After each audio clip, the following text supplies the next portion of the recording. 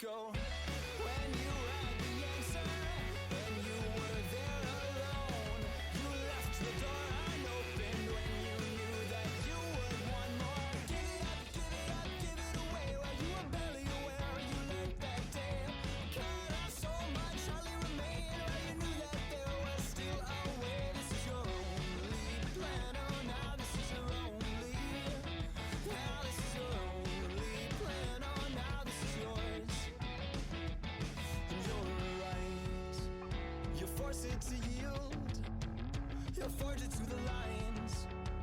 You let your callous be your shield, and everyone will say that it all was finished years ago, but you will stay, and you won't ever let it go. When you had the answer and you were there alone, you left the door unopened when you knew that you would want more. Then again you found the answer and you were there alone. You left the door unopened when you knew that you would want more.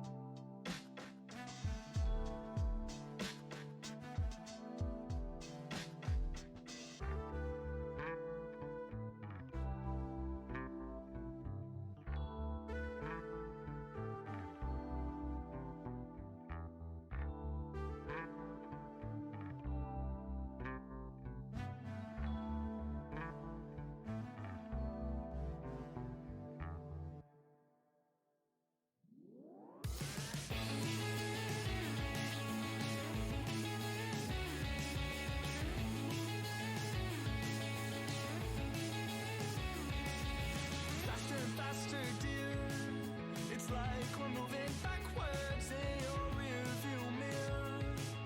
The road eaten up by the snow, eaten up. I can feel, I know you feel it too. A little flicker on the path we steer of subtle flashing lines. We'll go faster and faster. This time my mind, it won't forget. This time my mind, we're not there yet. This time, it goes faster and faster. This time my mind, it won't forget. This time my mind, we're not there yet. This time, it goes faster and faster.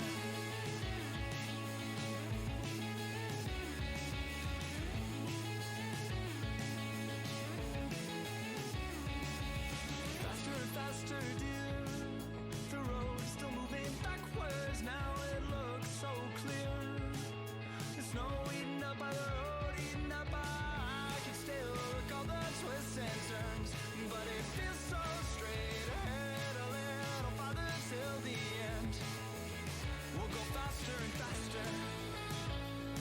This time my mind, it won't forget. This time my mind, we're not there yet. This time, it goes faster and faster.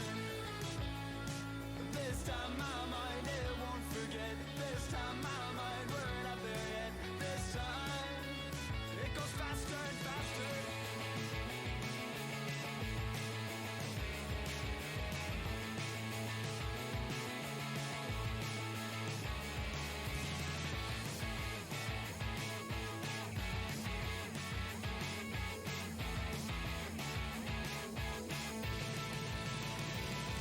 This time my mind, it won't forget. This time my mind, we're not there yet. This time my mind, it won't forget. This time, it goes faster. This time my mind, it won't forget. This time my mind, we're not there yet. This time my mind, it won't forget. This time, it goes faster and faster.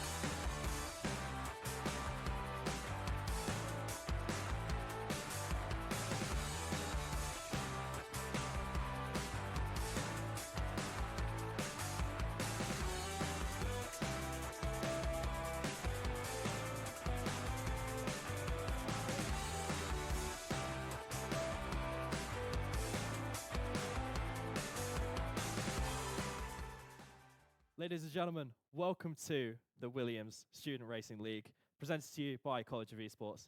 My name is Freddie, I'll be your host today and also later your caster. Hope you're doing well. And today we have the heat stages of the Open Qualifiers 2. 4 25% races for you coming today. First of all, visiting Silverstone, later Canada, then Abu Dhabi and Azerbaijan, where the top 10 from each race will advance to the finals next week to get their spot in the LAN finals at the end of April at Grove at the Williams headquarters.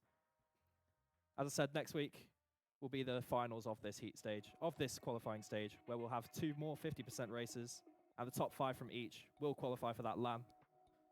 And again, this is qualifying 2.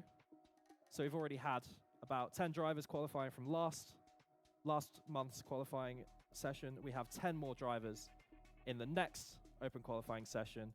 And then we'll have 10 more drivers being selected from a talent search panel and spots earned by institutions with the most entries in a heat. That will bring 40 drivers to Grove for the LAN finals, again, at the end of April. Anyway, let's start with these races. We have our casters, Kimmy and Kieran, who will be taken away from here. Welcome over to the caster desk. We have a delightful race at Silverstone starting us off. quickly mentioned from Freddie, we do have previous qualifiers who won't be qualifying with us again tonight. In George Ansell, XDE Walker, CLGC42, Luke Sawyer, Ego Arthur, Tom Roberts, Lucas, Josh, Jack Harrington, and CT08 previously qualifying from the races last month, but this time around. We're here for open qualifier number 2, and there'll be one more after this. Yeah, this is our second month working this. It's great to be back. The qualifiers from last time, all really fun races. I think I can remember quite a few dramatic moments from those goings. But let's talk Silverstone. 13 laps, 25% race. What are we looking at in terms of strategy here? Silverstone, high tire deck circuit, very high tire deck circuit. But typically, in these 25% races, there isn't room to do alternate strategies. So they go for the harder tires, mediums into hards, for that one-stop strategy that will be coming out most likely. Some drivers might try and tough it out on the softer compounds to give them a bit earlier pace, but there's always that risk of tire punctures and tire wear. Yeah, like we saw in Imola last month. I think one of the drivers went for like 20 laps in the 50% race on just one set of mediums. It was a real spectacle to watch them eke out that tire for long. I wonder if we'll see anything like this today. If any of our drivers want to opt for that, like go long on one thing and then quick pit to the soft to finish out the last couple laps. Yeah, Silverstone going to be a 5.891 kilometer circuit. That is 3.66 miles long, with 2 DRS straights down the Wellington and the Hanger straight. That's coming off of turn 5 and turns 14 that lead into Brooklands, Luffield, and then Woodcut and Stowe for the Hanger straight and the backside. Those are your key overtaking points off the track as well. Then at turn number 6, turn number 15. But don't be surprised to see some daring moves down into Vale, which is turn number 16 at the very end of the lap, especially at the end of the race. Yeah, I'd like to point out that most of these corners are medium speed, high speed. You know, we're looking at cars going fast here, basically. So I think getting good exits out of these corners are going to be crucial to have the run up with DRS into these prime overtaking points, and maybe even coming out of like Luffett and Woodcut. If one car gets a really good run down the inside, maybe we get some action at Cops. Yeah, and we don't know the full strength for the field today, but qualifying times around Silverstone can vary depending on track conditions. If the track is warm and up to speed, 123s can come on out in the game sometimes, but that is not the range we'll be looking for today. Silverstone lap times will roughly be 125s if it's really quick, but in a good round, it will be 127s typically for the qualifying time, as we will have a slight delay on our hands before getting into this one. We will get this sorted as quickly as possible as the players are trying to get into the lobby. But once again, Silverstone, it's an iconic track for a reason. Yeah, it's been on the calendar for so many years, and it's a fan favorite of many people, especially here in England. It's our home track. How can we not like it? Yeah, and one track where we have seen very, very many drivers come out on top, but also a country with many drivers that come out on top of this sport as well. Now, when it comes to sim racing, this game is not quite the most accurate in all regards. It is very, very difficult to get some heavy slipstream overtakes, and Silverstone straights typically just don't be that long enough to make something work with slipstream alone. Yeah, but to make up for the shorter straights, you've got the sweeping corners that we've kind of touched on a bit before. So you don't necessarily have to make the move at the corner. You can make it in the corner, so to speak, coming out of it. So we should see quite a bit of variation here. One thing that I'm going to be looking at more commonly than last week is the crash probability, because we've seen some really scary crashes in real life F1 before, so I don't think sim racing is going to be that different. However, it's less lives online, thankfully. We're not going to see anything too dissimilar, I think, and given the the chaos that we had in like Vegas last month, for example. I think some jostling, maybe a safety car, is definitely more than on the table. Yeah, and when it comes to this circuit, it's not something we saw a lot from our characteristic circuits last time out. It's a circuit that has got well-defined overtaking zones that really do require some good runs to get overtakes to work, but they are iconic, and that's going to be the key theme of some of the tracks today, is those heavy braking zones that allow for my favorite move in overtaking, the switchback, to occur. Switchbacks. You love to see them. You hate to have it happen to you. Oh, yeah, 100%. Hate when it happens to you, because clearly you've left open a gap when it happens to you, but it is so nice just to witness a clean dive, fake, and then switch it back around, get onto the outside so you can cut on in through, and Silverstone has so many corners that allow you to run side by side. Doesn't have the highest overtake numbers on the calendar, not even close. But it's because of the difficulty of the overtakes that it produces these amazing quality battles. Through Brooklands, Luffield and Woodcote, we have seen some of the best battles in Formula 1 and motorsport history previously, as even if you dive down the inside of Brooklands, you have to tough it round the outside of Luffield, which gives the driver the chance to come on back through. But if you dive it round the outside and you make it stick, it then rotates back into your favour, and it just allows that side-by-side that you don't see at some more modern-day characteristic tracks. And hopefully some of the tracks later on today, like Abu Dhabi, can allow that to happen as well.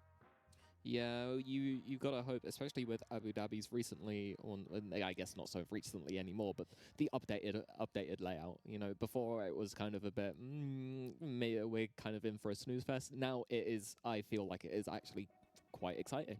Yeah, they removed some of those chicanes, especially on that second straight, that really, really like bottlenecked some of the racing quality at the circuit, as the drivers would just lose so much time to each other in the dirty air. But also, that's a benefit of this generation's cars, though in these last couple of years, we have seen that dirty air can creep back in, and those overtake numbers drop a little bit again. Yeah, well, I think that's always gonna happen the further along you go into a regulation cycle. Luckily, we're heading into a new set of regulations for the coming up year, but I think that will jostle things up a bit. But we've got a little bit more time remaining, so anything else about Silverstone that's going to be crucial for our drivers here? Well, that pit lane. That pit lane is a very, very harsh dive down. The driver's got to be firm on the brakes to not pick up a drive-through penalty, but to maximize that pit entry and just gain as much time as you can. It's one of the longest in the calendar in terms of lap time lost going through the pit lane, but you can minimize that by such a severe degree if you really apply yourselves to those brakes. And that exit can sometimes be dangerous if you're running into someone going too wide. Yeah, well, I believe the Silverstone pit lane is one of the 37 mile per hour pit limiters, opposed to like the 50 of other places. So it does really make going into the pits not necessarily a gamble, but you want to have your defined pit stops, and you probably want it to be quick over and done with as soon as possible. Yeah. First of all, we're going to be going into qualifying, and with qualifying means high speed. And with high speed, it means challenging corners. And Silverstone's most challenging sequence of corners is that run through turn number 9 after the old pit straight into turns 10, 11, 12, and 13 of the iconic Mackett's and Beckett's. That really, really challenges these drivers. They've got to nail their lap time through there. That's going to be the main difference maker through here today at Silverstone during qualifying, which is going to be on our way very, very shortly.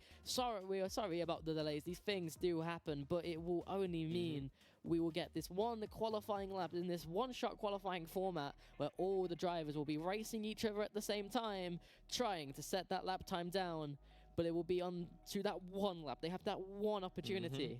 And I really hope we get some spectacular laps. Yeah, one shot, one opportunity. Some people have said that in the past. You know, you've got to seize what moments you get. Let's see if any of our drivers are wanting to do that today as we're loading into the lobby now. We've got, I think we're going to start to see a decent separation going into turns 3 and 4. Yeah, coming from the qualifying heats today, we do have a little bit of separation across the field and some returning drivers in these lobbies. This first lobby will obviously have maybe a little bit of separation. Next week is when we'll go dwindle down 10 drivers per set. So qualifying into that top 10 will give you a huge advantageous position to keep in those top 10. But don't miss out on the race because there's still always chance for accidents, racing, and people to have more consistency to come on through even after a poor qualifying. Anything can happen. It's not over till it's over, but it also isn't over till it starts, which we are getting underway now. Heading onto track as the countdown finishes clocking on down. The cars will be loading in just a moment as there is just a little bit of a pause from the game engine side. But here at Silverstone, the clock does sadly reset as we'll calm ourselves down before we build up that tension once again. Going into turn number 1, that corner is easy flat.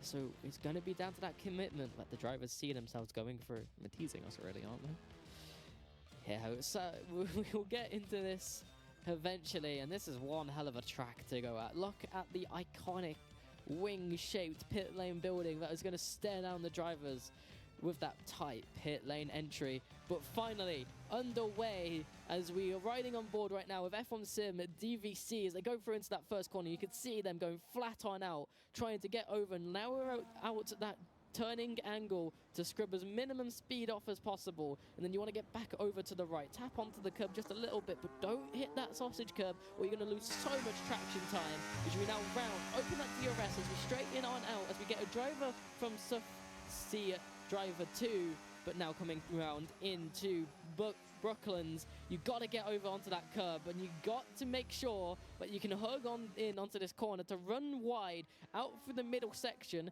because you need that ability to keep all that momentum, build it all the way up towards Cops as you go past the iconic pit lane. But F1 Sim DVC gets his lap time deleted, and now it's down to Esports 3 versus Esports 4 at the front of the grid, going into Mackett's. The commitment, don't shift down until the second king to the left, and then down into the 5th gear as we accelerate back on out again towards Stowe.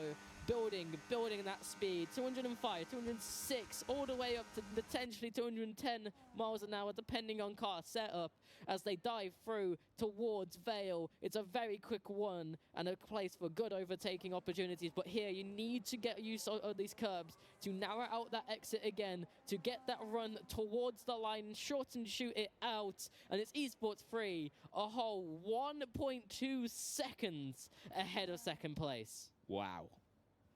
That is quite the lead. I don't think I was expecting that as much of a lead as that, but you were right on the call. We're looking at 127s here for the top tier, and then we're looking further back, 1.2 second gap. That's a bit rough. BPS Esports going down the Wellington Straight. They were a bit far behind. Did they realize qualify started, or? Yeah, no, the gap at the front, there's a further 1.1 second to P number 3. Obviously, we did see one driver get the lap time disqualified by going wide. He was winning in that P3 position, so he's going to be the one to watch going through the grid here to see if he can make it into the top 10. He's lucky that he doesn't have to make it all the way up, but 13 laps, that's going to be an overtake every 0.8 laps that he has to, every 0.8 laps he has to make on average if you exclude that first lap and a potential safety car, which with the standard we've seen so far, I wouldn't be surprised about. Yeah, but remember, the goal here isn't necessarily win, although it would be really good to win. Your goal is realistically get in the top 10, get yourself qualified for next week, and then go again and be in the top 5 to be able to get to the LAN. Yeah, and we have a couple drivers in this lobby who have raced last time out. One of those names to be watching is One Chubby Cup, who is qualified a lot higher out than he did last time around, potentially seeing some improvements and wanting to set a precedent that can lead him to that qualifying LAN all the way up in the Williams headquarters, as this is their own sim racing league. But it's going to be interesting to see what this turn number 1 leads us into. It's not necessarily a long long distance into that corner, and it's not a heavy braking zone either. Yeah, speaking of previous drivers, I also noticed Cheese Grommet, but our cars are lined up, the 5 red lights are on, and they are off straight away. Esports 3 gets good traction out of the blockade, 3 wide further back. Esports 4 having to give position to 1 Chubby Cub, and oh, my screen has frozen. Yeah, 1 Chubby Cub making a nice move round down through the inside. Not a move you always see, but he makes it stick. He's still fighting on for that second position as Esports 4 dropped all the way down to P number 4 with a penalty being picked up as well. But he's going to tuck back into that slipstream, go back alongside that of Denton, and going through Brooklands. He does make it stick, but he forces him a little bit wide. That's going to make Denton a little bit wide. But looking behind, there's 2 drivers going side by side as we get a spin off, and 2 of them go completely off of the track. One driver in this lobby who we saw great lap times from in terms of his qualifying heat draw is Daniel Hope, who's up into P number 7 already. He is making a charge on through at the moment. Further back as well, Cheese Grommet, another name that I recognized from Belgium last time out, also making moves up the grid. But we've got Esports 4 now going past 1 Chubby Cub yet again, reclaiming that second position, and he's going to hope he can get quickly onto the back of Esports 3 before he gets way too far. Yeah, Esports 3 currently getting clear of that DRS stone. Very, very key to their race. But just behind, we see a dive down the inside into Vale, but it doesn't seem like they make it stick, so they get that promotion in position. 1:31.9 is that first lap time from Esports 3, and he is completely pulling away now. 1 Chubby Cub still in that DRS range, and that will now be activated this time around. But it's Daniel Hope is the quick riser through the grid. P number 6, and he's looking ever so racy behind Racing Rig 1 and Denton in front. He's going to be trying to size up this move. He will be stuck in a little bit of a DRS train, but what can he make of it work this time? If you're a driver like Daniel Hope and you're getting quickly through the corners like he is, you might not even have to worry about the DRS train, as there he goes. Was that 1 or 2 overtakes in the span of 1 corner? I'm not sure. Either way, he's up to P4. Makes it through on the 3 wide. Racing Rig also making it through. Denton is really, really struggling. But further down, another driver struggling on that back straight as well. It's Rig 3 with a gaggle of cars struggling even further adrift behind him. Indeed. Daniel Hope here, still chasing up. He wants to get his first position back. He's already qualified, but he's hungry for more. Here we go then. Adam on the back of Avalanche Esports Denton. We'll see, is there a move down here in the hangar straight? DRS on, full power, not quite close enough out of Maggots and Beckett's, but maybe a move down into Vale is on the cards for him. Will it happen? Will it not? It doesn't happen just yet, but definitely that's a battle that we should keep our eyes on going forward. Esports 3 starting to grow that gap to 2.3 seconds, but you've already got Daniel Hope now into P number 3 and on the back of Esports 4. He's on a bit of a different strategy. He's starting on those hard-tire compounds, whereas everyone else is starting on the softs, and he still has this massive pace advantage. Yeah, it's majestic to watch, really. There's not much of a other way to put it. Daniel Hope is just going to keep catching and catching. Racing Rig 1 getting through on 1 Chubby Cub there as well, unfortunately. And Daniel Hope just goes past Esports 4 as well. Yeah, I think it's key to note Daniel Hope starting lower down into the grid as he had a late join into the session. Wasn't there straight away, so didn't get to do that one-shot qualifying, but didn't start at the back due to those disqualification laps. Already now into P number 2 and trying to make a statement after not qualifying last time out, where he was clearly one of the top drivers but ran into issues. Yeah, keep an eye on that interval time, because I don't think it's going to be increasing much as we're looking here at Bob KitKat looking at the back of SWDN going through the hangar straight, move on the inside, not quite got the traction to hold it round, but we'll see if any developments on that going into Vale. Yeah, Esports 3 is going to be fearing that gap already. Daniel Hope is down to 1.2 seconds. That's a 1:28 as we get a spin from Cheese Gromit. He was borderline on the points, but he's going to drift way back down now. His race is going to turn from bad to worse, but Sim DVC is up to 12th position. He does have a penalty to his name, but we're going to have to figure out how that's going to affect his race. But right now, he is in a decent position to get back into the top 10, as Esports 4 seems to have either disconnected or tabbed out at the moment as he is under ghost control. Unfortunate for Esports 4, especially after qualifying P2.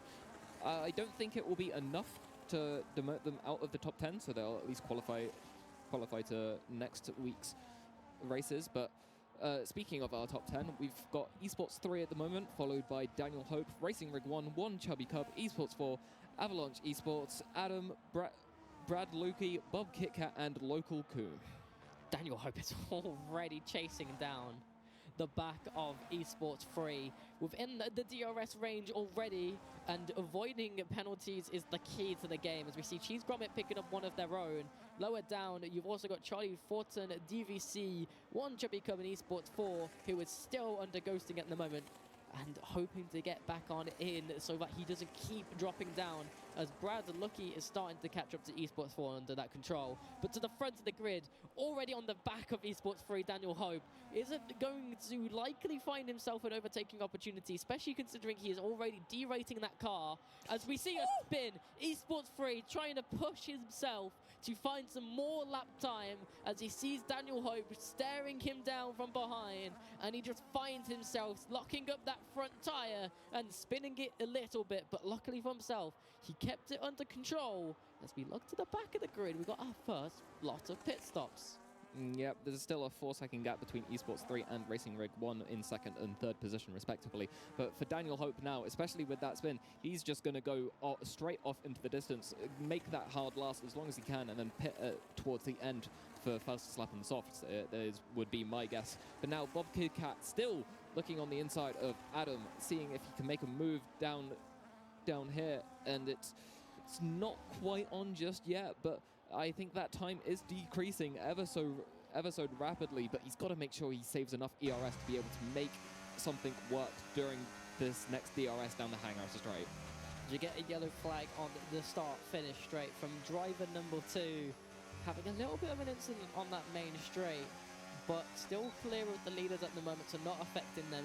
Then that ERS is going to be deployed coming out of that back corner. Bob KitKat has so much extra ERS. You see the derating light from Adam, and he just makes the move stick with a nice little lunge into Stowe. As before Vale, he has clearly pulled that gap already, as we do see a couple of drivers now starting to gather behind the back of Denton in P number 5.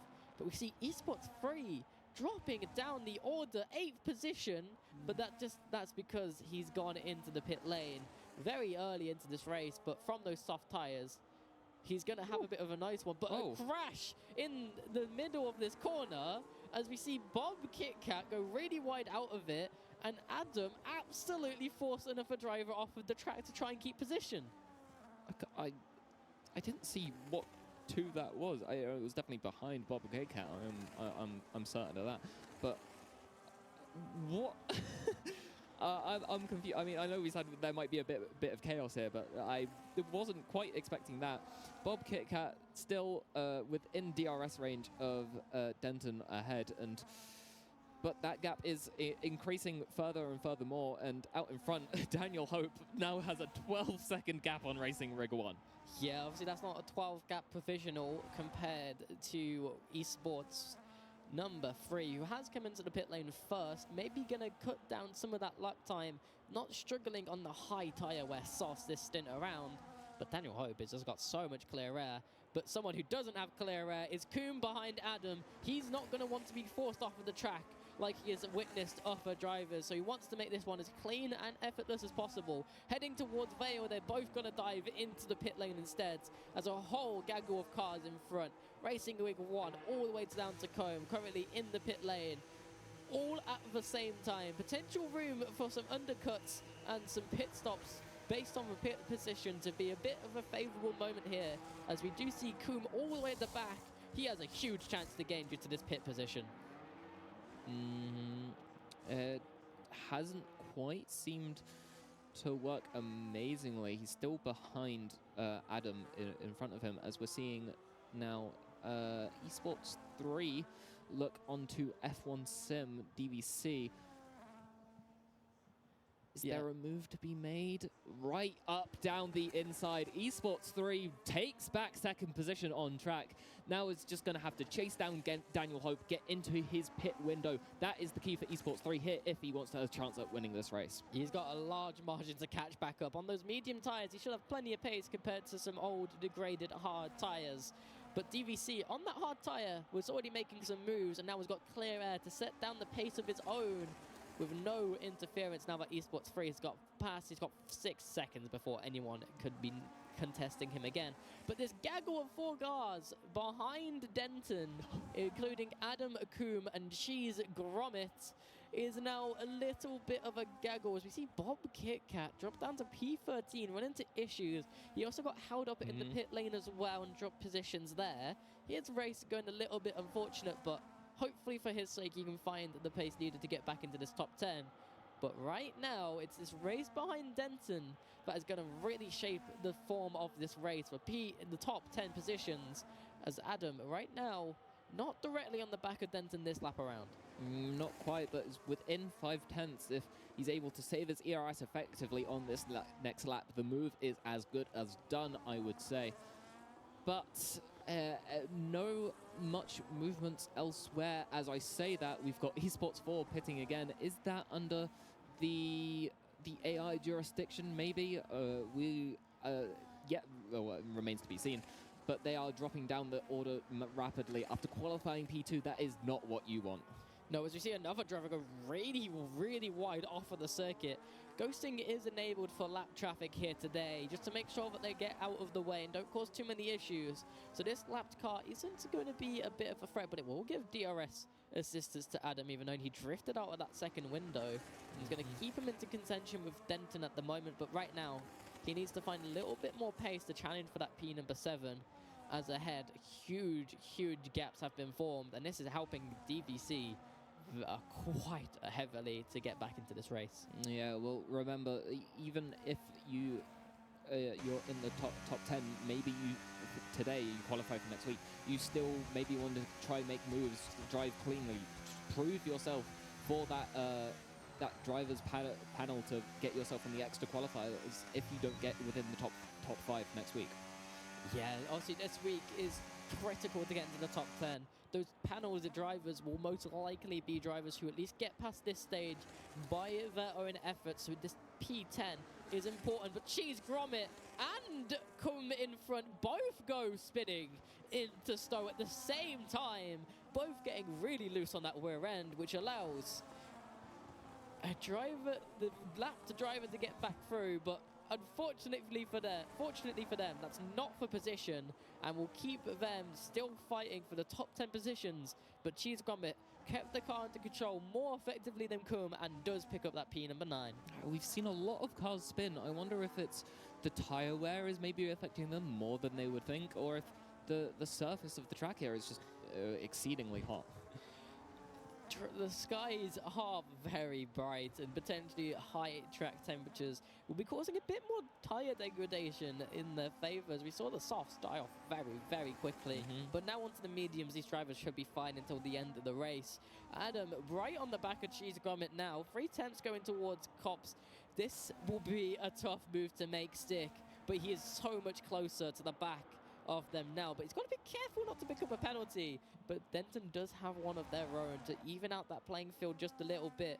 But it's going to be even a game on the DRS. Denton's going to stick behind that lap traffic, pick up that DRS. So it's going to be down to ERS deployment to see if Adam can actually chase down Denton, as in this game slipstream is not heavy enough to make these kind of moves stick upper wise. But right now, a little bit of a freeze on our side. Doesn't showcase the move if it works, but he does drift off at the back, as we see he is constantly derating. And that the ERS control potentially bugging him this time around, as F1 Sim DVC into the pit lane to see where his provisional position will come out after that long stint. But he will have fresh, soft tyres to do 4 laps left. and a huge potential to make his way forward.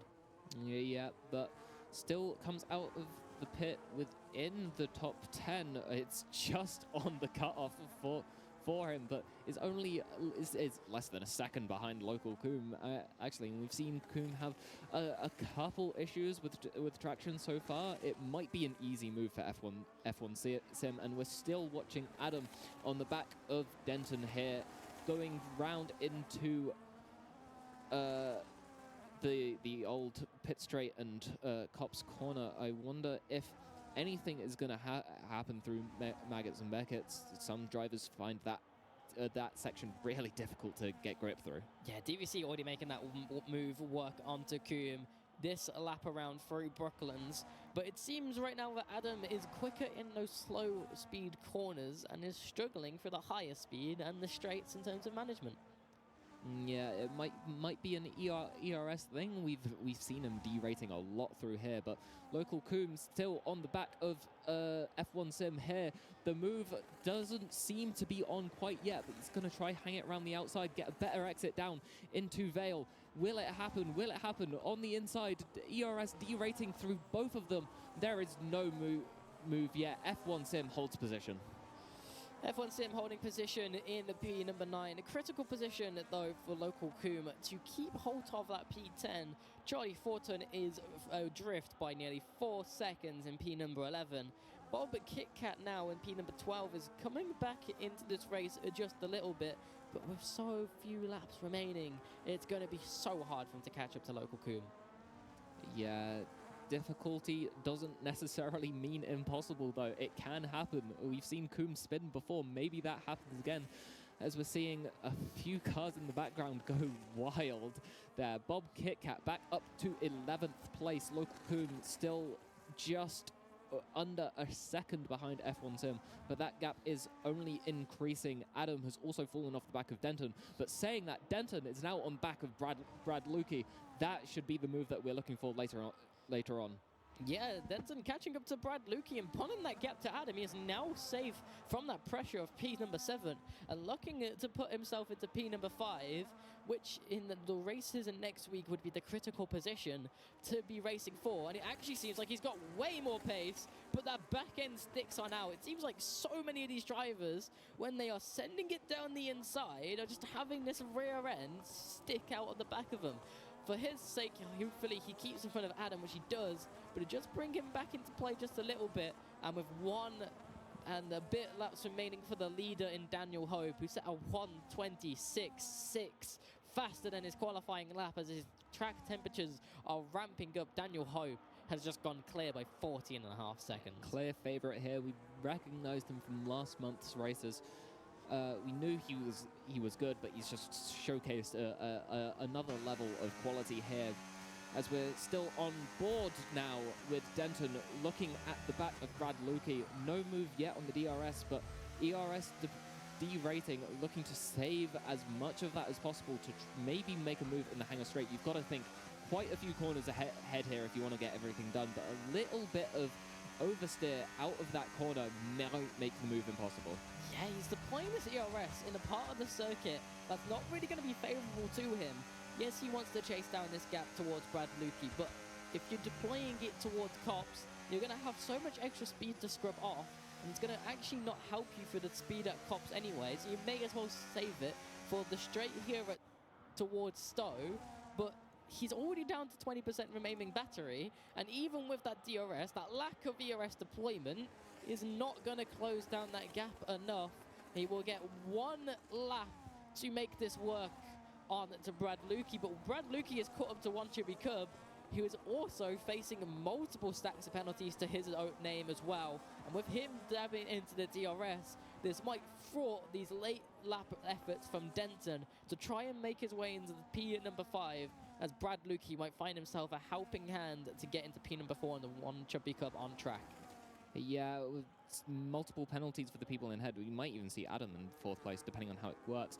But seconds less than a gap between here. Daniel Hope still your leader as he's getting closer and closer to the timing line, we've got Esports 3 in second, followed by Racing Rig, 1 Chubby Cub, Brad, Lukey, Denton, Cheese Gromit getting past Adam. We didn't see that one happen, but it happened. Daniel Hope across the line. He is your winner for today. Esports 2 in second, Racing Rig 1 in third. We've got 1 Chubby Cub in fourth, Brad, Lukey, Denton, Cheese Gromit, and Adam filling up 5th to 8th. And then rounding out our top 10, F1 Sim and Local Coom. But there is still racing happening. This order could change. Brad, Lukey, Denton still on the backs of the cars ahead. 1 Chubby Cub having to defend with his life here to try and keep hold of 5th position on track.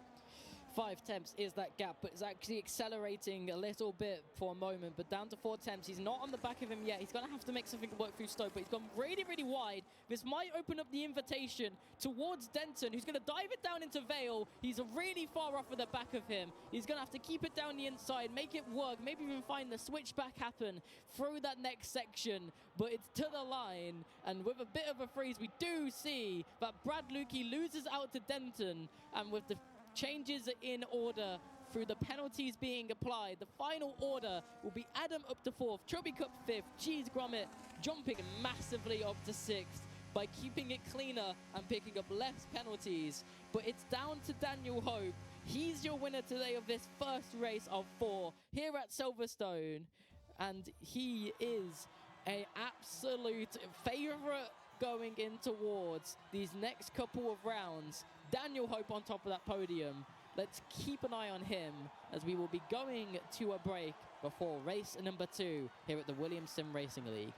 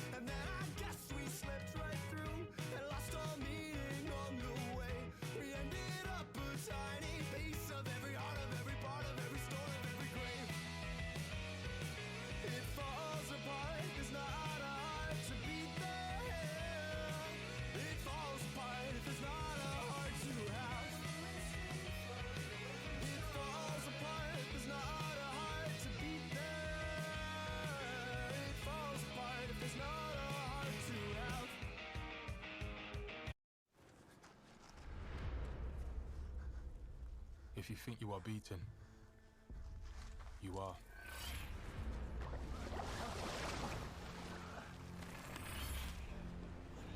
If you think you'll lose, you lost. Success begins with a person's will.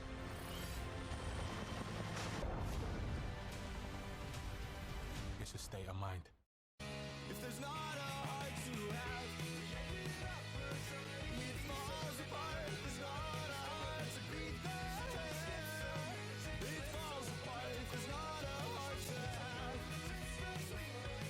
it falls apart. There's not a heart to beat there. It falls apart. There's not a heart to have.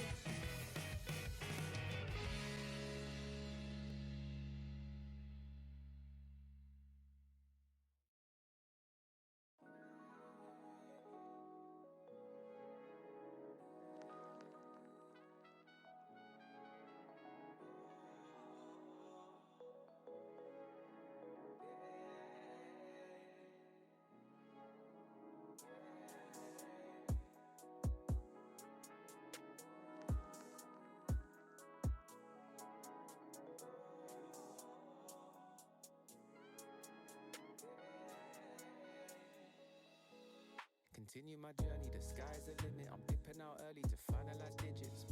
The curvy, I'm in my feelings. It wasn't worthy of hiding my demons. It could have hurt if there wasn't a meaning. It could have burned them to feel how I felt. I'm out here earning my peace in the evening. I'm so determined, I'm finding myself. Hot but the ice doesn't melt. I need some answers, yeah. I'm finding more by myself. Just trying to look past it, yeah. No one for asking for help. Unless what I ask is fair. Chasing my dreams, that's what it seems. Nothing we can't compare, yeah. This is the time that we need to let go of the way that's been holding us back. This is the time that we need to latch onto our face, so focus on that. I would not let go of something so special. I scrape for the moments we had. Remembering cherishing moments could save you from stabbing yourself in the back. I don't know how to stop. I've been around the block 1,000 times. Said I'll turn it down a notch. Been working around the clock. How divine. Sit on the mountain top. There's some people frown upon. No doubt in mine. Trying to get my money up, I might as well. Look past the thought of future, only time will tell. Manifest with love intended, I mean well. I see it in my vision, hold it in my hands as well. Trying to get my money up, I might as well. Look past the thought of future, only time will tell. Manifest with love intended, I mean well. I see it in my vision, hold it in my hands as well. Oceanside, broken bright. Welcome back, ladies and gentlemen, to the heats of qualifying 2. Already seen a great race at Silverstone. Now we're heading to Canada for the Circuit Gilles Villeneuve. 18 laps of it in this 25% race. Indeed, there is. We've just been told there is no safety cars. So even massive crashes and the like, we're just gonna have the ghost. No safety car. Just car gets ghosted, and everyone else continues through as they have been. Going to be very interesting, of course, because Canada is a street circuit, very narrow, very technical. It's going to be very interesting to see if drivers can keep it out of the walls and for how long they can. Of course, the very famous Wall of Champions at the end of the lap, the turn 13-14 chicane, claiming, of course, many crashes from many people who have gone on to be Formula One world champions. Yep. But in my opinion, probably actually a track that's growing on me as someone who's relatively new to F1. Of course, it's a 4.3 kilometer long circuit, 14 turns, 3 DRS zones, but only 2 DRS detection zones. So, of course, from halfway between turn 11 and 12 all the way to 13, and then from 14 to 1 again. That DRS zone is only activated by 1 DRS detection zone, so someone could get a good overtake before the World of Champions and still extend their lead afterwards. It'll be very interesting to see how that plays into the strategies here. And of course, a very fast track as well, an average speed of 130 miles an hour. But as well, some very slow corners. So that turn 10 pits hairpin, the virage center at the start of the lap. A few more little chicanes here and there. That's really it, though, in terms of the slow corners. It's the hairpin and the start of Sector 1 and the only really slow bits. The rest of it is pretty much flat out for most of it. You've got your braking zones, obviously, but generally speaking, most drivers do just have the accelerator down for most of this lap. You've mentioned that this track is growing on you. I think this is actually my favorite track to especially race on. Back when I used to play the games in 2020 and 2022, this was like my favorite track to go around. Yeah, of course. I'm more of a Gran Turismo player. This track all got added to it recently, so I'm still relatively new to actually driving on it. Of course, I have watched F1. I've watched the races there. Some great racing at this track. I'm really looking forward to seeing what the drivers here can get up to. Of course, fighting for the qualification spots to next week's final race of this heat. Top 10 drivers again qualifying. We've already got 10 through from Silverstone just now. Yep. We're looking at the top 10 again, obviously. I'm curious, not that I'm hoping for anyone to crash. I'm hoping, how many, do we want to get like a prediction? How many people are the Wall of Champions going to claim? I'd love to see a few, just for the carnage. But at the same time, I think if we have a few just clean drivers, not necessarily fastest, but just clean, I feel like the race could be won by someone that just keeps it out the wall the least. As well, this is, of course, a very narrow track. There's not a lot of overtaking spots with the F1 cars as well, going very fast, a lot of downforce. It'll be interesting to see if, especially, of course, though, there is the chicanes, which we have mentioned, the little slow areas. We saw a lot of black and white flags at Silverstone. Yeah. I'll be interested to see how many people get those black and white flags from the multiple infringements on the track limits. There's you mentioned before we started a short run into the pits. Yeah. I've noticed someone before got a pit lane speeding penalty. A couple people. I think it will be less flags for track limits, because if you're exceeding track limits, you're in the wall. It's a street circuit. But I think we are going to see quite a few of those pit infringements where you're coming down the really long straight in the middle of sector 3 straight into the pits. Sometimes DRS active as well. You know, you don't want to lose too much speed, especially if you're right on the car ahead. That maybe gets you that extra tenth that you need to make your undercut or overcut work. Yeah. So it is really hard on the brakes there, and especially. So some of the drivers, depending on their setups, maybe we start to see some locked tires at the end, especially when you're coming to the end of those stints. Yeah, I mean, ABS is available in these lobbies, albeit the weak setting. So hopefully less lockups than more. I'd love to see a few dives in a couple of these hairpins definitely coming up. The turn 10, I've mentioned it a few times. Probably one of the coolest looking sectors. It's got a really long runoff area, but you don't really want to be using that, do you? You want to be on the inside very quickly, making your moves happen there. And as well, you just need the fastest drivers the rest of the track. See, keeps it under control the best. My favorite thing to do was, there's the screen, like turn 10. Yes. You go around the hairpin, you're in first gear, you're obviously going quite slow. Just look up the screen, see the rest of the order. see I think that's how quite fun. Everyone else is doing behind you. Watch the race while competing. It's gonna be great fun either way. I'm really looking forward to this race. Right, this is your first time commentating something like this. Welcome on. I did a bit last season, but that was online. This is in person. It feels a lot more real, a lot more energy in the room. You can physically see and interact with me. Yeah. No, but I am really looking forward to it. I've been a fan of sim racing for a long time. Been a big petrol head for an even longer time. So being able to talk about cars going fast, as we've made the joke of a few times before this, I'm looking forward to it. That is what it is, really. It's just cars. They're cars and they're going fast. Yeah. One thing I have actually, because I was obviously behind the camera before, that we using the F1 World cars. Yeah. In these races, a few of like the very cool liveries, the different colours being used, some things that you don't see in the normal, the real world F1, because they're all the 10 teams and the liveries. The difference in cars, a lot more color, a lot more. Yeah, I quite like it, especially since the cars are on equal performance. There's not really any advantage you gain from doing or not doing something. So looking at the creativity of some of these drivers and what they want to put on their livery, how they want to showcase themselves. It's quite fun. I always like seeing pink cars. Pink is my favorite color. Yes. I was a fan of Racing Point before they rebranded. You're now a big fan now. We'll see. Anyway, no, we're all Williams fans here. That's it. But yeah, we're getting ready in the lobby now. 25 seconds on the clock. Qualifying, one shot yet again. Cars ghosted, all going around at the same time. Where do you think we're going to see our first set of like big gaps forming? I could not tell you. I've never seen any of these people drive before in my life. I think there will be a bit of a gap, like the top from just looking at last race. There was what 1.2 seconds between P1 and P2. Yeah. So you definitely you're seeing that skill difference, aren't you, in between a lot of players? It'll be interesting because again, we've mentioned this race is 18 laps, but instead of 13 from Silverstone, there's still the 25% race distance, but it is a shorter track. So that will also mean shorter lap times.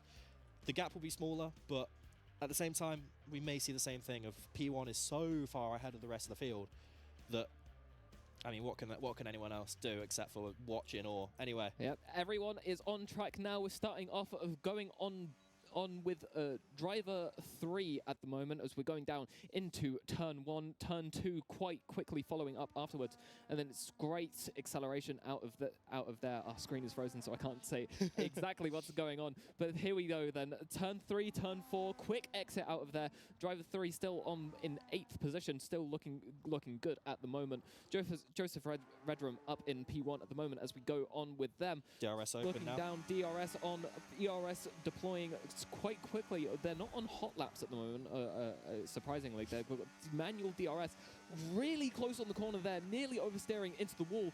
We've mentioned before that these walls come at you quick, but now harsh braking down into the hairpin. Slight lock up there, it sounded like, but they've made it through. Oh, it's looking at the screens, so as close. you said. Looking down, turn, DRS activated. That is all that is there for this lap. There's a little bit at the end, but the line approaches you fast. Wall of Champions time then. Is it making it? Oh, it's so slidey close. through there. Little Formula Drift action there. Straight to the line now. Joseph Redrum. What time are we looking at? Our screen is frozen again. It is a 109.5. And so yeah, again, just about a second ahead of TTV Hamilton. 112 behind that. It's a 2-second gap from P2 to P3. Again, a lot of the big gaps up at the front of the field. Be interested to see, of course, our race winner from the last race was one who didn't actually manage to put in a time, but still did a massive charge. So we'll be looking at a few of these drivers like in the bottom 10 that are currently going out of this qualifying heat. Looking for these drivers to make a big push. Yeah. But the gaps, I mean, it's just on our screen now from P1 to 14. That's a 10-second gap. You wouldn't see that in the real form. That's got to be a spin of some sorts, surely. But yeah. Of the drivers that we can see at the moment, I'm recognizing Hamilton and AFY from our races last month. They were both quite good. Hamilton actually leaded one of the top 5 qualifying races, the finals. Actually led that for a while, and with a different strategy, got unluckily pitted due to AI towards the end. Really like ruined the race a little bit for him, but he's looking for the bounce back now, and P2 qualifying position is definitely not a bad start. Yeah, he still has that one car in front of him, but he will. I'm not. Which side does P1 start on this track? Well, I'm sure we're about to find out as the race does load. But it'll be interesting if he's got the inside line as turn 1. I believe it's the inside. Yeah. But I mean, we'll see. Again, only a second difference in pace, but I can say from personal experience, qualifying and the race are two very different things. You can be slow in qualifying, but you can have the composure for the battling. As we go, the lights are on for this race at Canada, and the lights are out. The cars are off the line as we head full speed down into turn 1. We're already seeing a bit of ghosting, a bit of battling. A couple cars going through each other into turn 1. What's happening? Another screen freeze. We've got a plethora of technical difficulties, but that doesn't mean there's not a plethora of overtakes. We're looking at Esports 2 at the moment, looking at the back of Adam. Adam in front of him is Jay Boney, and then Hamilton in front, Joseph Redrum, getting away cleanly from the line. Your top 3 as stands. I'm not sure quite what moves were made further back. We've got Zara coming up the order. F1 Sim again coming up. We've got AFY falling down a bit. We've got Esports 1 falling down a bit as well. Lots of movement up and down the grid here, but Esports 2 still chasing the back of Adam. We're yet to see major gaps form as everyone is still quite close together. Yeah, lots of different drivers jostling for position. You see on your left a lot of green arrows, a lot of red arrows. F1 Sim looks like a issue maybe there with crash or something. Dropped a lot of positions in that turn 8 and 9 chicane. As we come down on board with the top 2 drivers, past the old pit straight, through the wall of champions, and back onto the straight as we start our second lap. But TTV Hamilton penalty. Yeah. That's going to be crucial later on in the race. We've seen penalties affect the finishing standings quite often here. And I think, like you said at the start, keeping it clean is really going to be the aim of the game here. Get no penalties, keep it out of the walls, out of the grass, and you're home free. I mean, we've said, what, an average speed of 130 miles an hour, so you can see your possible race strategies on your screen there. Be interested to see if anyone does try the 2-stop. We can see in the top right, most people are on the mediums, so there is, well, it'll be interesting to see if anyone defers onto that 2-stop on the medium soft. But I think, for the most part, the pit loss time will be too much. They'll be on the medium hards. But it is interesting, as we mentioned, this is a very fast circuit. But there are also the slow corners. You know, the chicanes in 6 and 7 and 8 and 9, the turn 10 hairpin, Wall of Champions. All of these big stopping points. There's a lot of pressure and heat on the tyres, which will wear them down even faster.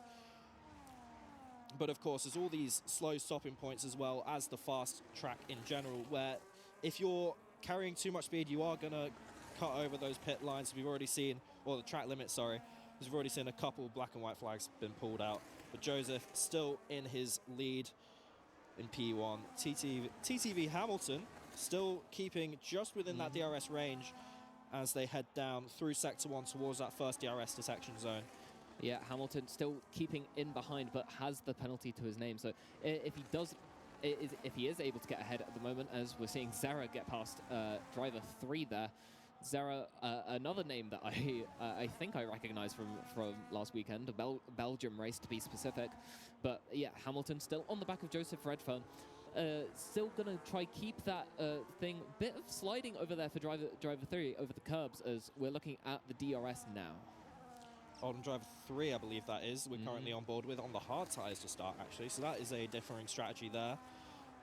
It is a point to note, Hamilton, we talked extensively about the black and white flag they picked up, but they are 5 seconds ahead of J-Bonnie Esports in P3. So if the race was to finish now, or at least to finish like this, not much of a difference will happen for him.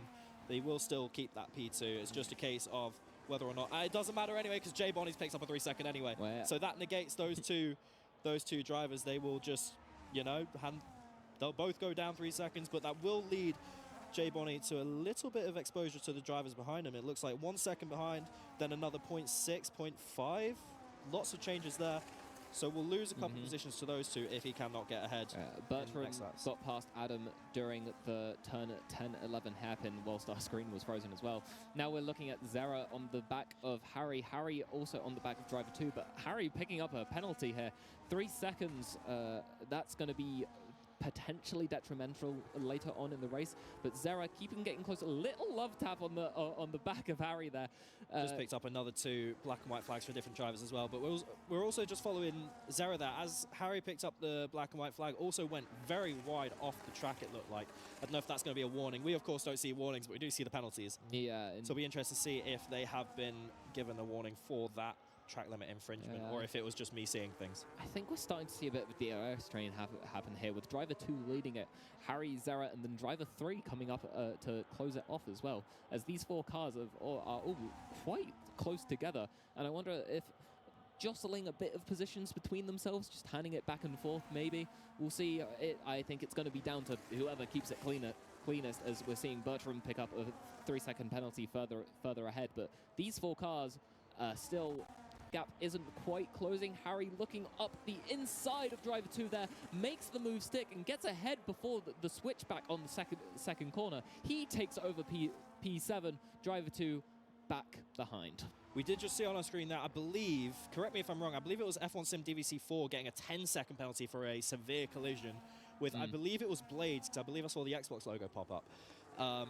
So I don't know what's happening there. We're having a little bit of knives out driving between these drivers towards the back of the field. Of course, these lot in from esports 1 down to esports 3, those 7 drivers, sorry, those 7 drivers all need to push as hard as they can to get into that top 10, the qualifying slot.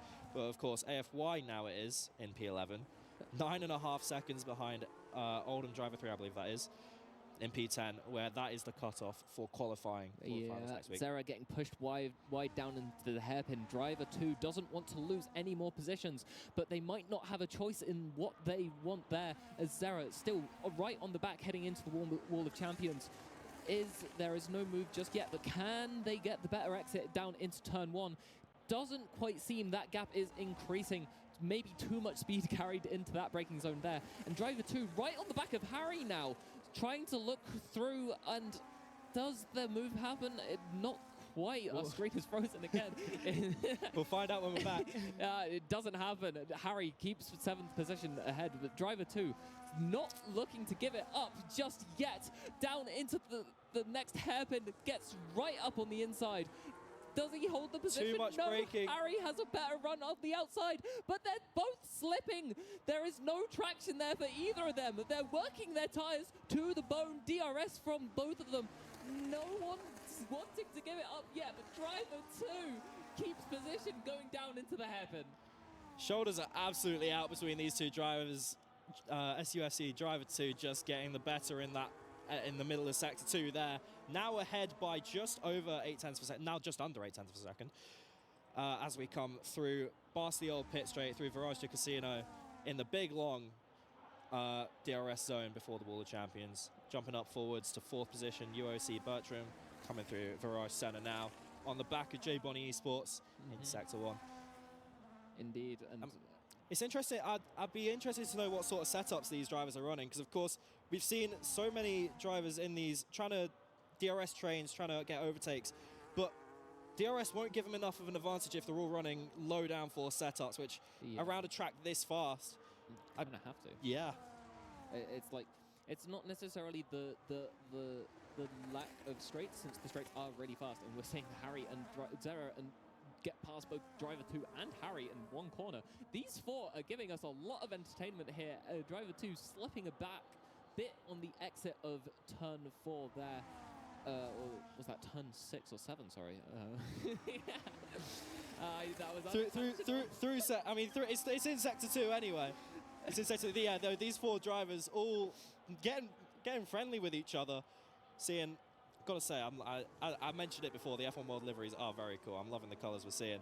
But no, these drivers very much at each other's throats. I mean, as long as they keep it clean with each other, they will all qualify regardless. Because this is P7 to P10, this group here now, I believe. Yeah, I believe what I would be fighting for most in this gap, as we're seeing Harry and Zero go side by side into the Wall of Champions. Zero actually decides to pit. They have started on the medium, so I believe I'm going to assume they're going to do a one stop, sorry. Yep. They're going to go to the hards now and run the next 10 or 11 laps on them. Yeah, which, from the looks of the drivers starting on the hards, looks fine, but at the same time, we have seen a lot of sliding. We're seeing the tyre age on the left side of the screen. Yes, Zera going onto the hard tyres now, dropping out of the top 10. Every other driver, most on the hards actually, but a couple on the mediums. I'm going to assume the rest of the medium runners will be pitting soon. Esports 1 actually also, I believe that they just pitted for new mediums. Yeah, but you know, they're down in 16th. They're just trying to survive this race by the looks of things. As we're seeing Harry go up the outside of driver 2 during that DRS straight there.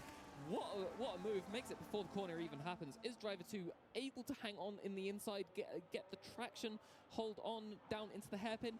Not quite. Harry taking caution in sector 1. I'm not sure what's happened there. It's all cleared up. Maybe someone just slightly clipping a wall. 10-second penalty, speeding in the pit lane for Esports 2. I knew someone would do it. Yeah. It is unfortunate. That was the important thing with Zera. Still penaltyless in this race, as we're seeing no one decide to pit here. Little bit of a love tap from Harry onto driver 2. That Guys, gives the run for AFY, hopefully down the inside of turn 1. They're going 3 wide. That was brutal. That was rude from you.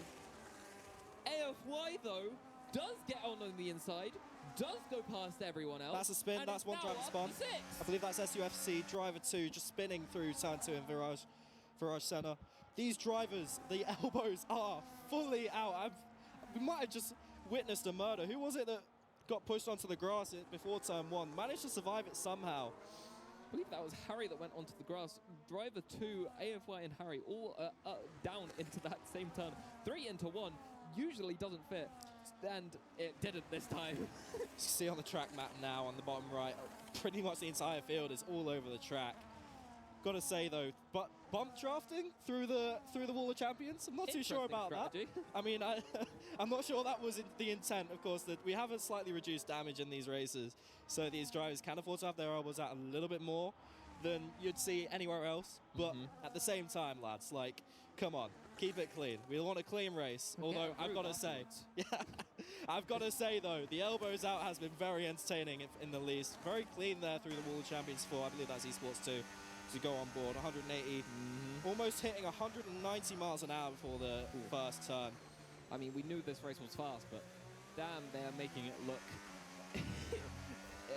supersonic almost down some of these corners.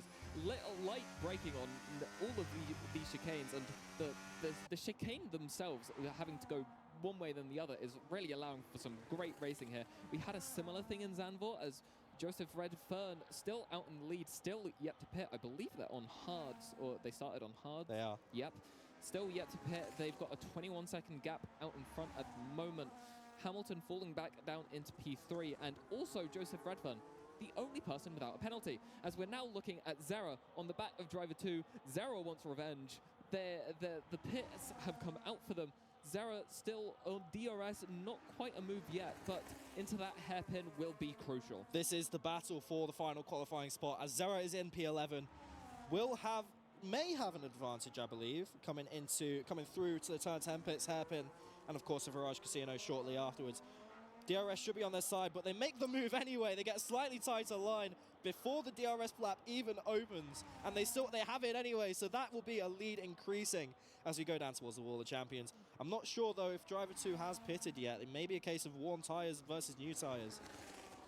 We'll see. I would assume, just given their proximity, that driver 2 did in fact pit, because Zera also pitted earlier, and driver 2 actually held on to 10th during that straight there down into the Wall of Champions. The second helping of DRS for Zera didn't quite help into turn 1, but that gap is still being maintained. 3 tenths. There might not be a move anytime soon. However, the closer you are, the more you're going to use the ERS, the more you're going to use your tires. You want to try and stay back to make that move work, especially since it's the final qualifying position for next week. Zera now looking up on the inside, DRS active, probably ERS as well. Neither of them derating down this corner. Zera on the inside. Does it make the move? No, driver 2 gets the switch back and holds on to 10th position. Joseph Redfern, we just saw entering the pits, possibly, I believe, going for the medium tyres now to finish the race. They've run an incredible race that far ahead of the rest of the field. Of course, you mentioned before, the only driver without a black and white flag. Did see as well pop up Emily getting a 10-second for speeding in the pit lane. Down in 50, I'm fairly sure that may be the final nail in the coffin for them, I'm afraid. Yeah, the gaps, you're seeing the gaps. I don't think there's one gap I'm seeing, 2 gaps I'm seeing that are less than a second between drivers. It's absolutely incredible how close all these drivers, how much of a gap, sorry, I've said the complete opposite thing, how much of a gap these drivers have built against each other. Honestly, each driver's in their own league at this point. Yeah, the little bit extra confidence you can get on the brakes and going onto the accelerator first makes such a difference over the course of the race here, as you're seeing little margins expand into seconds, expand into tens of seconds in some cases here. But Joseph Redfern leads, followed by Hamilton, Bertram, Jay Bonney, Esports 2, AFY, Adam, Zera, Harry, and driver 3 make up your top 10.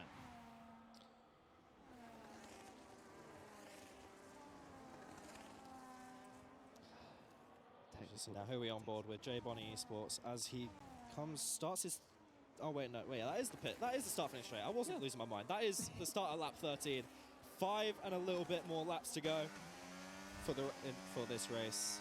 AFY in the pits now as well. Adam leading to Adam getting back to 6th position. AFY, good race so far, especially getting that double overtake down into turn 1 during that chaotic lap that we saw. Zera now into 7th, AFY still dropping down from the pits. Esports 1 now on the back of Driver 2. And Driver 2 had quite a tumultuous race. A bit of AI control there. Esports 1 now looking to go round on the inside of turn 1 on Driver 2. The move doesn't quite happen. Driver 2, little bit extra confidence on the brakes, breaks that slight bit later. Esports 1 can't get past. Joseph Redfern, we just saw set another fastest lap of 1:09.648, I believe it was. Pretty fast around here, man. That is very quick. Just honestly, so far ahead. Like, it's a race of the rain. I'm fairly sure you can just go for a little Sunday drive now for the next like four and a half-ish laps. Take in the scenery, beautiful. I was about to say Albert Park. I was about to say Albert Park then, but that's Melbourne. Yep. Take in the beautiful scenery of Circuit Gilles Villeneuve, all the trees and the grandstands. Yeah, but you know who's not taking a leisurely drive? Esports 1 and Driver 2. They're still battling with each other as we're seeing Jay Bonney and Bertram here get just past. These two aren't having a leisurely drive either. There is still something on the line for them. If not qualification, but pride. I mean, there is still the open qualifiers next month, the final open qualifiers. And then there's, of course, the extra slots decided by a panel. These drivers, even if they're not going to qualify instantly by putting themselves in the top 10, they can prove themselves as worthy drivers to the judges, get their spot that way. They've got to keep on pushing themselves hard enough to show that they have what it takes to compete at this level, to go to Grove for the finals, the end of April, I believe. Yeah, further back, Esports 1 and Driver 2 still fighting like no man's business. Driver 2 actually picking up another penalty. That might be their hopes of qualification over, but we'll have to wait till the checkered flag to see it. As we're now on with Bertram trying to close the distance on Jay Bonney yet again. These two have traded every now and then for position, but we've not seen them necessarily stay close to each other. Those top three drivers of Joseph Hamilton and Jay Bonney all, of course, starting still where they started, qualifying in that top three. USC Bertram has made up a spot on Esports 2, has lost a spot. So that's our top five. Not much movement between them at all. I guess for the guys in front, it's been basically a glorified time trial session, no? Yeah, but a big gainer from this race actually, Zara. I didn't see them within the top 14 during qualifying that we had the pleasure of viewing at the very least, as Harry is ghosted, letting I think that was Joseph Redrum through. We're starting to get lapped cars into the top 10, which is, I don't think we've seen that yet during the student racing league. Well, it wouldn't surprise me if we are seeing some blue flags being thrown out. Again, very short track compared to a lot of others on the calendar. I mean, to compare, we had a fastest lap at Silverstone of about, like, was it 120s, high 120s? Yeah. And this is less than 1 minute 10, the fastest lap on this track. So 20 seconds quicker per lap for the fastest drivers of each. So a lot more chance to overtake. Yeah, gaps really just expanding all up and down the grid here as we're on board with Bertram. You get to see a bit more of this track from closer to what the drivers see. Everyone's made their stop. Less an opportunity for shake-ups now, unless there is an incident, a crash of some sort, which causes someone to have to pit. AFY on 2-lap-old softs. Maybe we can see the fastest lap coming out from them. They are only 2 seconds behind Zara.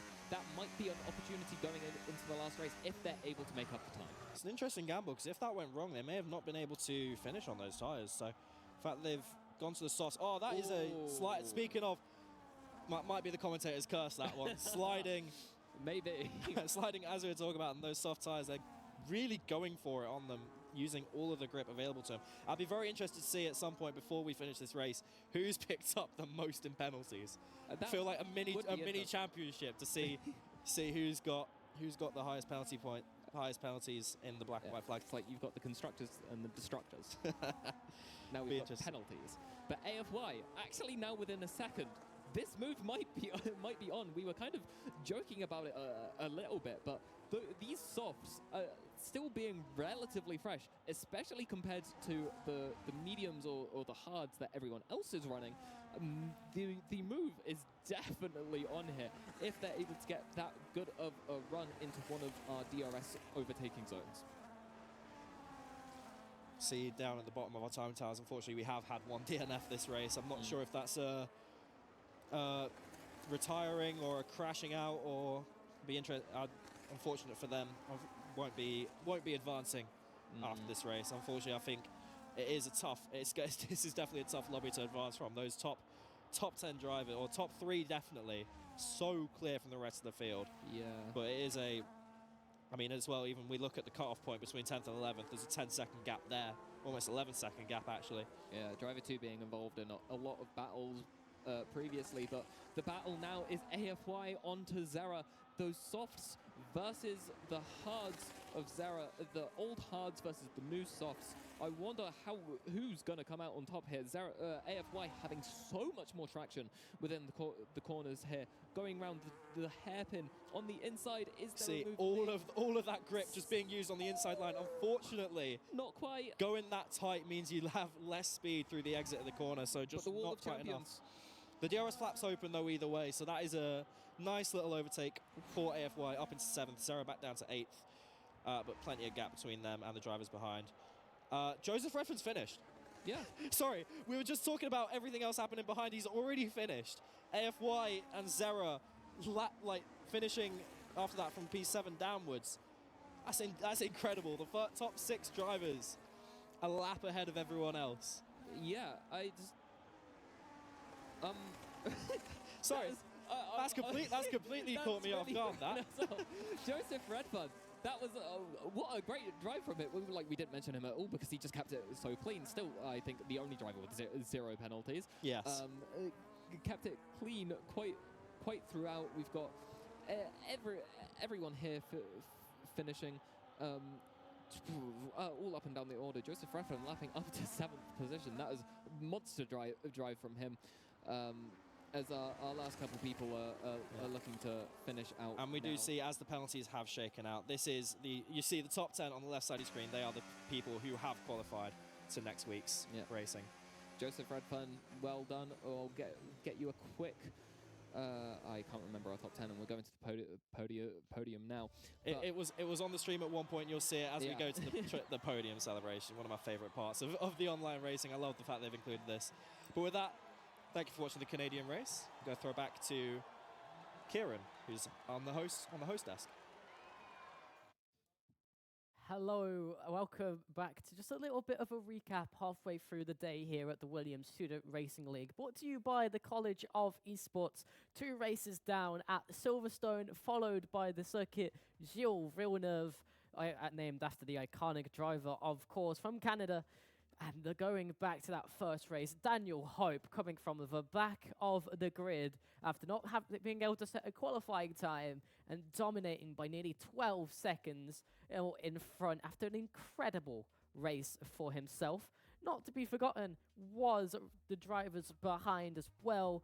But really, the keys are, as we learned last month, the top few drivers who pull themselves away will be fighting each other next time out to qualify for those top 5 positions in both sets of races. Obviously, there's not only those 10 positions in the 50% races up to grabs next time out, as we do have the chance of the drivers, 5 of which will get picked and 5 of which will come from the most universities that go to the grand finals down in April. This is round qualifying number 2 of 3. There will be another one next month as well. But just to recap again, Daniel Hope and Joseph are so dominant, as we saw in that last race. Top 6 drivers only on the lead lap, so much so that it became a little bit hard to keep track of where everything was going on. But Hamilton definitely in the fray like he was in qualifying 1. Hopefully this time doesn't run into the same kind of issues that deny him that qualifying opportunity. Then there's 2 races left this time out.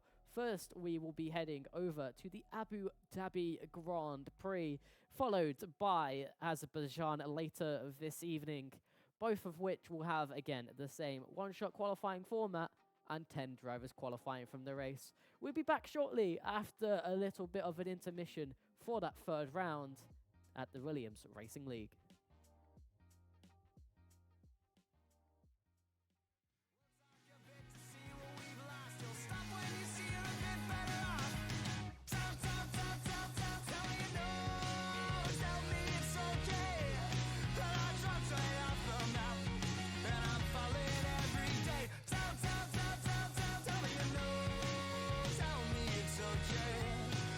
You'll find me anyway. You'll find me anyway.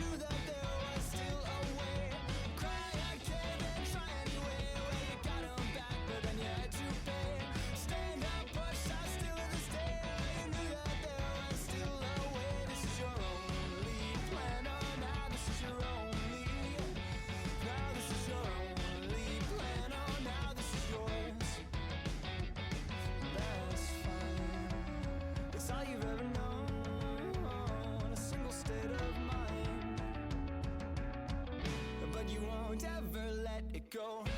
When you had the answer, when you were there alone, you left the door unopened when you knew that you would want more. Give it up, give it up, give it away. While you were barely aware, you let that day cut off so much hardly remain. While you knew that there was still a way. This is your only plan. Oh, now this is your only. Now this is your only plan. Oh, now this is yours. And you're right. You force it to yield. You forge it to the lines. You let your callous be your shield, and everyone will say that it all was finished years ago, but you will stay, and you won't ever let it go. When you had the answer, and you were there alone, you left the door unopened when you knew that you would want more. Then again, you found the answer. And we're back again for race number 3 of the evening. The third 25% race. And he said 24-hour. We're not doing that. I'd love to be doing back. that. Not quite today. Not in Formula 1 cars, at least. But we're back for race 3 of the heats of the Open Qualifier 2. I'm forgetting what I'm saying. But for this race, we're visiting the location of the finale of each season, Abu Dhabi, Yas Marina Circuit. Another track that just got added to Gran Turismo. So I'm not what I'm talking about again. It's great. No, this is a track again. It's growing on me, but not quite as much as Canada. I mean, you've been in F1 for a lot longer than me. You tell me what you think of this track. A track that has always seen switchbacks, way more than people realise, and I love my switchbacks.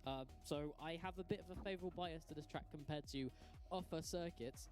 But the redesign has definitely helped. The circuit had some flaws, low overtakes, burn in all of those regards, but that last sector, the smoothing out, has done a lot. Mm-hmm. I have to say, it is one. I look at the track map and I'm like, how this looks so confusing, because you have that entire sector 3 from turn 9, the big long left-hander at the end of DRS zone 2, all the way to turn 16. It looks so boxy. It almost looks like a New York City street circuit almost, going up and down just boxy streets. But you get on the track, you drive it, and the flow between the apexes, it flows a lot better than it actually looks. Yeah, no, it didn't used to until they did the change a couple years ago, but now it does. Though it does look like a street circuit quite often. There is a lot of street circuit characteristics to this non-street circuit, but Azerbaijan, it most definitely got those street circuit characteristics. Of course, well, we'll be visiting there in a short while. Let's get through Abu Dhabi first. Let's first of all talk about the 5.28 kilometer long circuit, 15 laps in this 25% format. Be seeing hopefully a lot of good overtakes, especially in that sector 2 with 2 DRS zones. But oh no, there is 2 DRS detection zones. I nearly got blind. That turn 6-7 chicane, of course, the turn 6 very sharp. Nico Hulkenberg hanging like a cow. Then we got That did happen. nice. The one thing I always like on this track was very eye-catching, especially. It's a track that races into the night. I was about to say it's a night race, but no, it starts at dusk, right? It starts at the sunset. When all the floodlights turn on, of course, you got the very bright, almost like teal, light blue, that turquoise paint all over the runoff areas of the track. It's so eye-catching. It's bright. It is a beautiful looking track. Somewhere I'd love to visit one day, maybe. But it is a great track. But you do have to be careful. The track limits here are quite brutal. And again, a Gran Turismo player. I did a race here yesterday. I could not keep it safe for the life of me. It'll be interesting to see how these Formula 1 cars compare to the GT3 cars I've driven. Of course, a lot more downforce. So it'll hopefully be a lot more high speed through these turns. And maybe we'll see someone turn into the prime Canadian we all know and love in Formula 1. Down into turn 9. Getting overtakes around the outside, absolutely sending it into these turns. I'd love to see a few big moves into that turn 9, that long left-hander, almost doubling back on itself as we start the final sector. Anyway, we'll be race hopefully starting soon. Again, another one-shot qualifying for all the drivers to sort out where they will be starting this race, which we'll be bringing to you soon. And then again, 15 laps around this track. What was that? 15 times 5. 75 kilometers worth of driving. Yeah. Now, a decent portion of the effort of this circuit in terms of the cars is Sector 3, obviously. Turn 9, these ground effect cars eat that corner up. They carry so much momentum. And the more you dare yourself, the more you realize you keep building that grip. That's the unique characteristic of this generation's car. You just have to send it.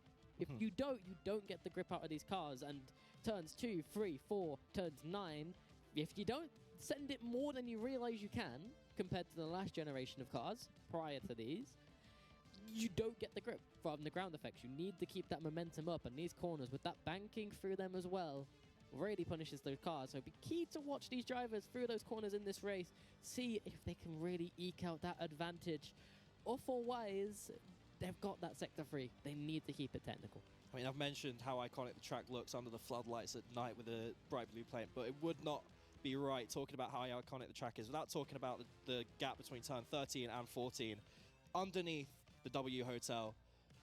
That's going to be spectacular with all these F1 World cars driving underneath it as we head into qualifying very shortly. Be interested to see who we're on board with, how good a lap they can set, and how many people actually will end up oversending it, going as hard as they can, going too hard over the track limits. Jumping on board now with another Esports 1 as we head down into turn 1 at Yas Marina Circuit. Turning into turn number 1 then, the MP10 on the lead in front right now, but Logan Edwards jumping to the front. We've got a couple of drivers once again in this session who have returned into this to try and re-qualify themselves through. Logan Edwards being one of those key drivers out in front. Alex Jr., Adam also names that ring a bell. Ramos also in that mix as well, as going through now, turn number 5 onto that big straight. That exit is so critical. As you go down that speed trap, it's at the end of the straight. You see the manual usage of that overtake button as we are burning it all the way down. Hit that braking point because you need to get this car turned on in, because when you switch back around, the exit again is critical. This circuit has so many key and identifiable acceleration zones, as Logan Edwards still out in front at the moment, going towards this last sector, sending it through. Alex's Klee gained a lot of time as he's switching and swapping positions with Logan Edwards at the moment, as we now round into this last few corners, going towards that iconic building and the lights glistening off of these reflective cars with the unique designs. They look so good as this corner rounded out so much, allows so much more speed that ERS depletes, and going towards the line, Alex versus Logan. Logan is out on top by only 2.5 hundredths of a second, with Junior behind, also just slightly adrift before a bigger gap down to Romas and Adam McEwen down at 125.4s, but some solid lap times on those top 3. Gotta say, that is the closest top 3 we've seen so far today. Only, what is that? Less than 0.2 of a second separating the top 3. Hopefully, we'll see a very good battle between those 3 drivers evolve through the race. But a lot of disqualifications, I'm going to assume, from track limits, and another lot of drivers quite far down. The gaps, as soon as you got out of that top 3, the gaps were building quite significantly, which is quite interesting. You can see on the screen now, only 10 drivers setting a lap time. Toby and Blades also no time. Racing Rig, the dash is whatever that's going to mean. And then a few DSQs underneath that. 123s in the top 3, and then you jump up to 125, 1.8 seconds behind P3 is D. Bolton Ramos. And then Adam McEwen taking 5th position with a 125.4. FK Banana, P6, BPS Lucas, Esports 1. I've got SWDN MP10 and GCS Spaghetti Cat making up the final positions in the top 10. Be interesting to see what happens in this race. A load of room of potential changes in this grid order. 10 potential cars, all not to set a lap, all of which will want to be getting into those top 10 positions, but that top 3, that's the focus. That is the closest we've seen all day today so far, and it's not just 2 drivers that are close, but 3, and that could be so cool. So it's an interesting thing with one-shot qualifying though. With the format we watch, chucked on board with 1 driver, and then we jumped on board with another for the back half of the lap. We don't see the rest of the field, where the mistakes are being made, where time is being lost by everybody else. We just see someone random, and then the best of the rest, or the best in general, actually, I should say. We just see those 2 drivers' perspectives. So it'll be interesting to see, where the time was lost with everyone else on the grid, where people hit those track limits, went out, messed up their lap, got a disqualification. Of course, going back to our Silverstone race before, the winner of that race, never mind, I'm going to pause that thought as the lights are out in Abu Dhabi. Going into turn 1, all the drivers, few position changes you can see, mainly down the back of the field, but Logan Edwards just keeping P1. Alex did make a threat for him early on. We have a caution in Sector 1. Few cars, looks like they collided towards the back of the grid. It looks like 4 or 5 cars down there. But for the most part, drivers have made out very clean as we head down into Sector 2 through turn 5. No DRS on the opening lap, so it is just going to be a little bit of slipstreaming and a lot of battling, a lot of defending for these drivers. And the gaps are so close. This may be the tightest race we see today. Coming into, turn 6 and 7. Yes. The elbows are out again. Side by side coming out on the exit. Alex and Logan giving each other not a lot of room to play with. They're heading towards turn number 9. This might be a very defining chance in their opportunity in this race. If they pick up damage, it's going to be difficult. But Junior slicing on the inside of Logan Edgewood, who's trying to make his way on through instead. And he is going to make it stick on the round, but now he's on the outside. He's on the softer compounded tire, so he really wants to get racy right now on the back end of Logan Edwards and not get held up by this black and yellow car who is trying to pull his way and use these medium tires to go longer into this race. But Junior needs to try and make this stick, unable to this time around. As we close out our first lap, we're also seeing another caution flag in the start of Sector 3, that turn 9. Looks like one driver may have spun or been pushed out wide, but for the most part, Alex making the push into P1. That means Logan Edward has dropped his position down to P2. Still, both drivers very close to each other. We're on our second lap now. DRS should be enabled, right? Toby picking up the first black and white flag of the race. Esports 1 down there making a move, we see, as the positions change on the timing tower. But just look at that map. Look at all those drivers coming into Sector 2. 2 trains now emerging. Looks like the top 4 separated by, what is that, about 2 seconds between them. And then Racing Rig 5, never mind, Adam McEwen taking the position, leading the second train of about, and that looks like another 6 drivers there. Yeah, 6 drivers all in one train, and Adam's going to have to fight back for it. Racing Rig 5 makes it stick around the outside with a phenomenal move, but that's going to hamper his exit. It's now down to iFlash Wing, who might be able to make it through as well on Racing Rig 5, but will he have the momentum to keep it on the outside as it now turns to the favor of Racing Rig 5 with the shorter run, but he gets boxed on out from Adam McEwen, but iFlash Racing as well still gets past Adam on top of it as Blade Esports comes into the pits and retires really early into the race. That is unfortunate for them. There's yet another caution flag in Sector 1. Don't know if that is someone that has also done something similar, or no, they've disappeared now. That'll be interesting to see what's happened there. Or no, maybe that was Blades. I'm not sure. Anyway, a lot has already happened, and we're only just on our 3rd lap. Kavsi, Alex, Logan, and Junior, they're our top 3 drivers, now pulling a decent gap against D-Bolt and Ramos. So our top 3 qualifiers really proving their pace now. They've survived the opening laps. Now they get a bit of free running. It'll be interesting to see though, as you can see down unfortunately on the bottom left of your screen, the GCS Viper 42 seconds behind P16. You see him on the map now, they're just coming through turn 9. May end up being lap traffic later on in the race. Of course, there is ghosting, so it's not much of an issue for the drivers in front.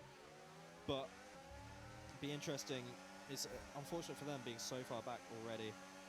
Yeah, as we head back around to turn number 9, you've got Adam trying to make it on the move forward, but Racing Rig 5 have a load of ERS to deploy, and then you've got iFlash Wing going really wide on the entry to the corner, which is going to hamper his exit speed heavily compared to Racing Rig 5, who snuck through really early on, and iFlash Wing will drift off very, very heavily. But Adam's got to be careful with those track limits as he's going really wide on some of these exits.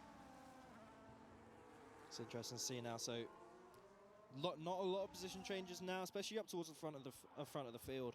We did see that looked like a late break from Flashwing that caused a couple of drivers to get on the inside of them. Seeing the yellow flag pop up a couple of times. We're seeing now again that GCS Viper flag being overtaken, and a 3-second penalty being picked up by AFK Banana. Not as many penalties yet. Of course, we have a long way to go still. We're only not even a third of the way through the race yet. That is, it looks like a driver who spun in turn 2, exit at turn 2. Not sure who that is. Looks like Toby, maybe. Yeah, getting a spin out of Toby in the background. No, that would have been Lucas B in the background of these 2 drivers, spinning and losing a huge 7-second gap. But out in front, a huge, interesting scenario has occurred. Alex Jr. and Logan Edwards was really close, and now they've gone really far adrift from each other. 1 second to 2 seconds splitting all of them after Junior got repast Logan Edwards. Meanwhile, iFlash Wing getting back in front of Racing Rig 5, and they have also seen a huge gap form between the rest of them, but a gap that is very close is Cyclops on the back of Adam, and with Jacob behind him as well, as he makes his way around the outside of Jacob into P number 8. trying to make it stick through these last few corners, and now chase down Adam, who was seemingly falling way off the back of Racing Week 5. We now have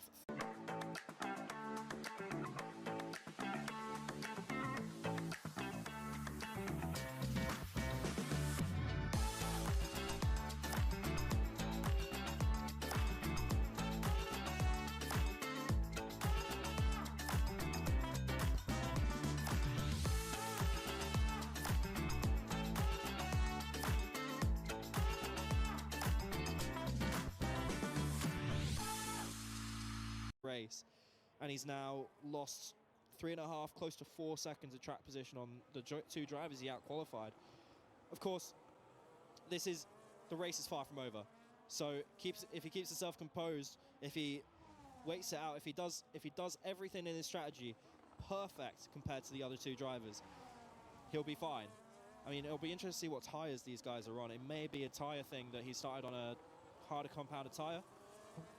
Yeah, no, Adam McEwen is clearly having some kind of disconnection issues. He is ghosting and dropping through this grid rapidly at the moment as Cyclops gets through with Jacob on his tail, opening up that DRS, trying to come on through, but won't have to run into turn number 9 to make anything work of it. But I'm actually really impressed right now by the efforts of Junior, who started on those soft tires and now on lap 5 towards lap 6.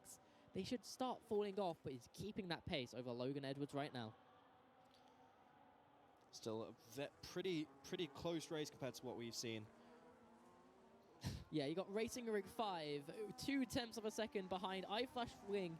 Unlikely to make moves in the first turn, but he's going to prove me wrong. He's going to have so much more speed on those hard tires, but clearly must have some life left in them for him to refine the pace. He drifted off the back of iFlash Wing after potentially having some tangling with Adam McEwen, who was just plummeting down the order, but coming directly back at him on turn number 5. You have down the inside iFlash Wing, but he might have still picked up that DRS advantage over Racing Rig 5, depending on when they went for the DRS detection point, and that he still does.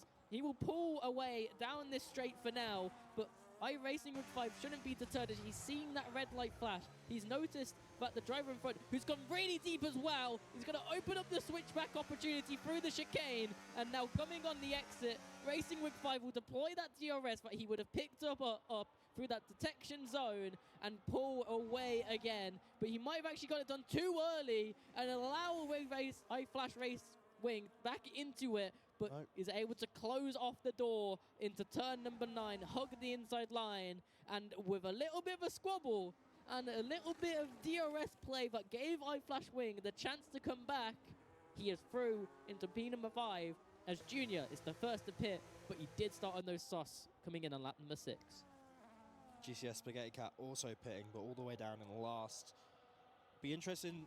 I don't think a vastly different strategy is going to make up that much time lost, unfortunately. FK Banana still the only one to pick up a penalty, a black and white flag. I believe that was some multiple warnings we saw flash up before. Should only be a 3-second. Will drop him down a place if the race was to finish right now, and they still have 6 seconds to make up to make it into the qualifying positions. But of course, as soon as you're in that position, you've got to still outpace your own penalty. So it'll be interesting to see if they can get it done, if they have the composure to make up that ground.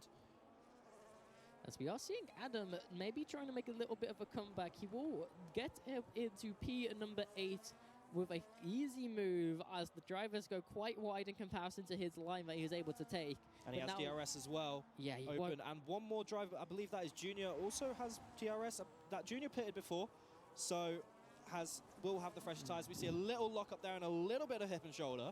Nothing too crazy though. Junior though making clean work of that, but has passed the DRS detection zone just ahead, so will not have it here. It's a little bit of speed lost, but it's fine, honestly. With fresh tires, you may as well go for it. And he has to push now to try and beat the drivers he was battling before to the pit exit.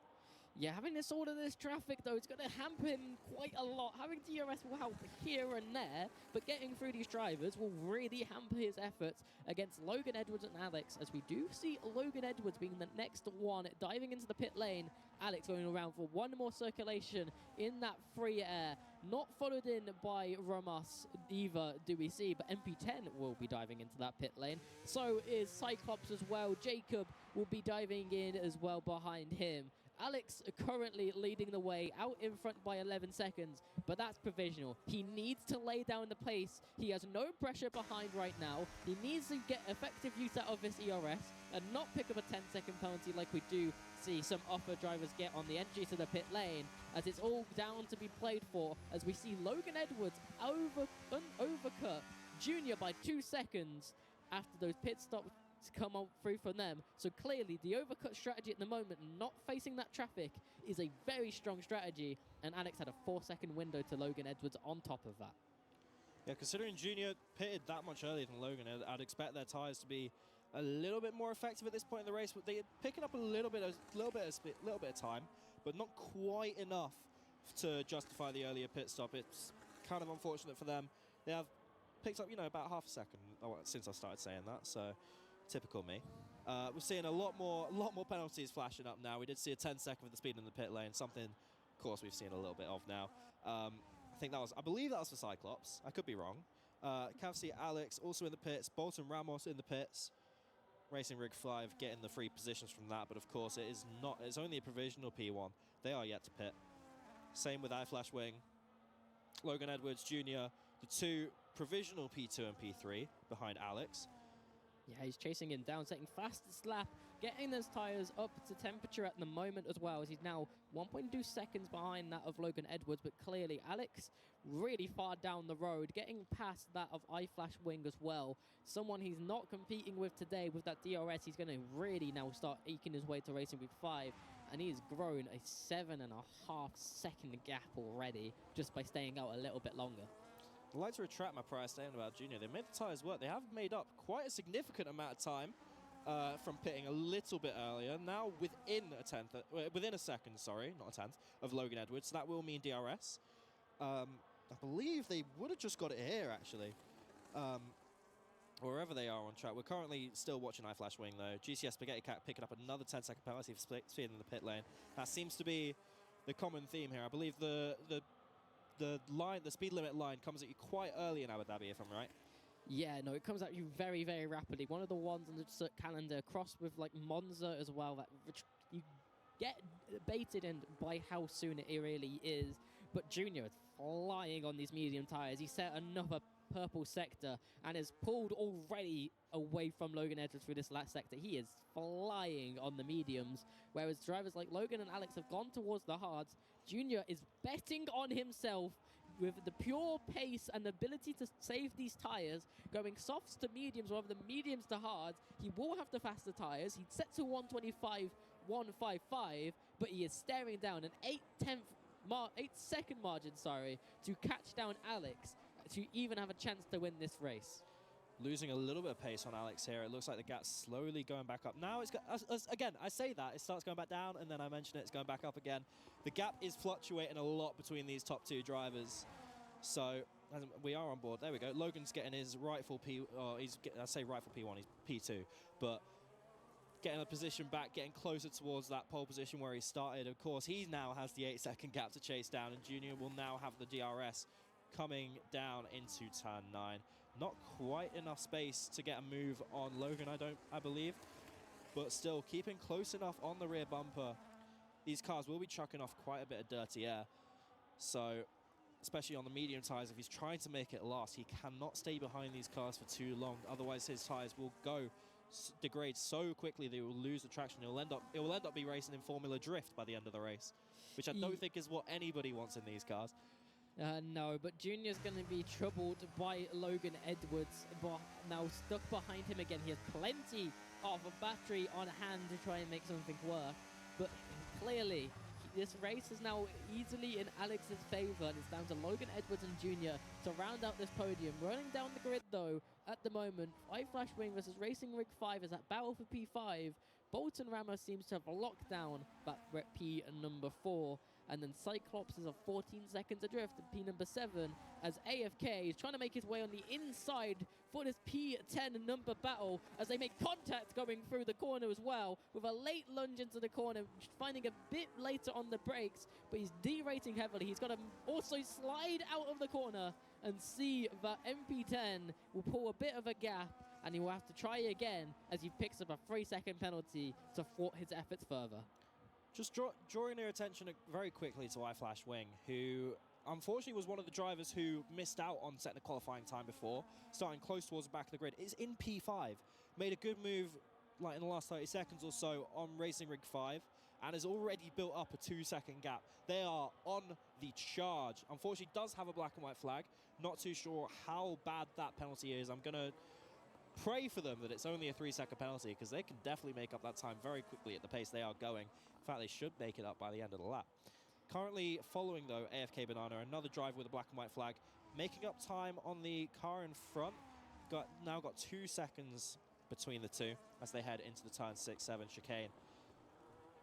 Yeah. Won't be close enough for the DRS, and he has a car chasing him who will pick up the DRS through that detection zone. So that will be a little bit of pressure on AFK Banana now. Got to keep a level head as they come now through the end of Sector 2, start of Sector 3. This long, beautiful left-hander of Turn 9 and into the Marina sector and under the W Hotel shortly. Yeah, AFK Banana in a really tough spot. He needs Esports 1 to pick up a penalty to even out this on-track racing right now, as that penalty puts him behind, and that is the P10 that he needs to qualify to next week here at Qualifier 2. But a driver who doesn't need this overtake, but will desperately want to prove himself by getting this overtake with opening up that DRS, is Junior behind Logan Edwards. The gap has stabilized to Alex out in front, but he still hasn't found his way back past Logan Edwards. Other than that first opening few laps, maybe that tyre wear starting to set in. You've got to remember as well, yes, the top 10 drivers here advance to next week's race at the finals of the Heats stage, which we are currently in. But unfortunately, that it doesn't mean they're going to the LAN. They still have a race each, a race per driver. It's a 50% race next time, so it'll be a bit more of a marathon, not quite a sprint. These drivers still need to race there, win there, and it's only the top 5 drivers per race there instead of the top 10. And judging by the class we've seen, of course, we've seen at Canada in Silverstone here, like almost like just like about 10 drivers. It's like so far clear of a lot of the fields that they were racing against. So depending on which lobbies these guys get put into, it's still an uphill battle. They cannot rest on their laurels even if they win this race or even finish anywhere in the top 10. They have a lot of work still yet to come in the Williams Student Racing League. Yeah, and if I'm Esports 1, I'm really trying not to get too desperate as we see MP10 spin it massively by himself. He does seem to recover it reasonably quickly and save himself, but he needs to keep on the back of AFK Banana in Esports 1 and not pick up any penalties, as he will be promoted back into P10 if he can keep within that 3-second margin. But he has made it a lot tougher because he was clearly in that position just off of merit alone without any penalties favouring him. And now, with only 2.5 laps left for the leaders, not much time left as we go circulating again, as we do see Esports 1 drifting off at the back and maybe having to be very defensive against MP10 coming down this next straight once again, as the exit speed is going to come out in favor of Esports 1, taking that wider line, but getting into that slipstream, tucking on in, opening up that DRS. We see MP10 building up that momentum, going to drag himself alongside, and although he's derating, he is going to slice his way in, even make Esports 1 second guess himself and dip out of the way and drift quite far back off of AFK Banana through that exchange. And now on the bubble of that 3 seconds, unless he can find some more pace.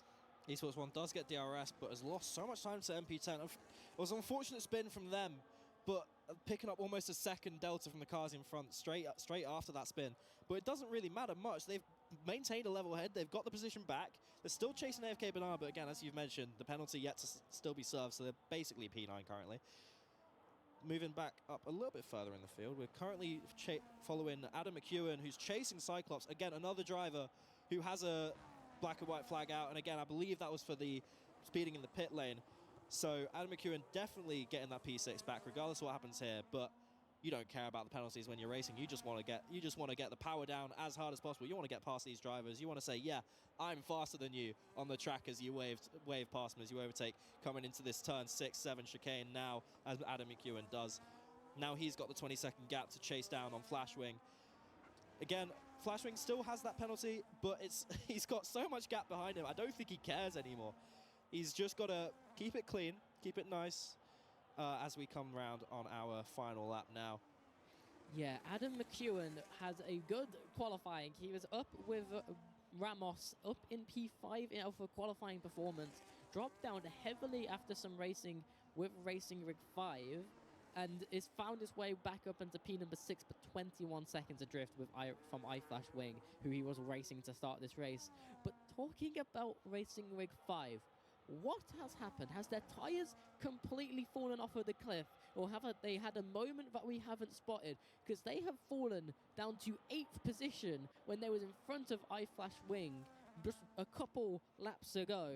But with only the final laps on our hands, it's going to be Alex at the front of the grid in that final sector, trying to round himself out with an 8.5 solidified gap. But behind that is when the battle really intensifies. But going towards the next week of competition, Alex is going to come through these final few corners here at the Yas Marina circuit for the Williams Student Racing League, and with a good strategy going long, will make it work and come out in P number 1 as we look behind to Logan Edwards, who was able to get a little bit of a gap on Junior, and with the harder sets of tyres, makes it work. He fell adrift in that first stint, but Junior clearly going a little bit too far on those softer sets of tyres, isn't able to make it work. Well, Ramos is 15 seconds adrift from all of that madness, getting through cleaning P number 4. iFlash Wing, thankful for the back end of this race being a lot cleaner than it was earlier on in P number 5. Adam McEwen, happy just to get through as he dropped all the way down to P at number 9 and 10 at one point. And then as we look at Cyclops, still on the back of him though, potentially making something, and Esports 1 trying to get something as well. Yeah, we've got back on. We've spent a lot of time looking at this battle between AFK Banana, Swindon MP10, and Esports 1. This is, of course, the battle for that final qualification spot.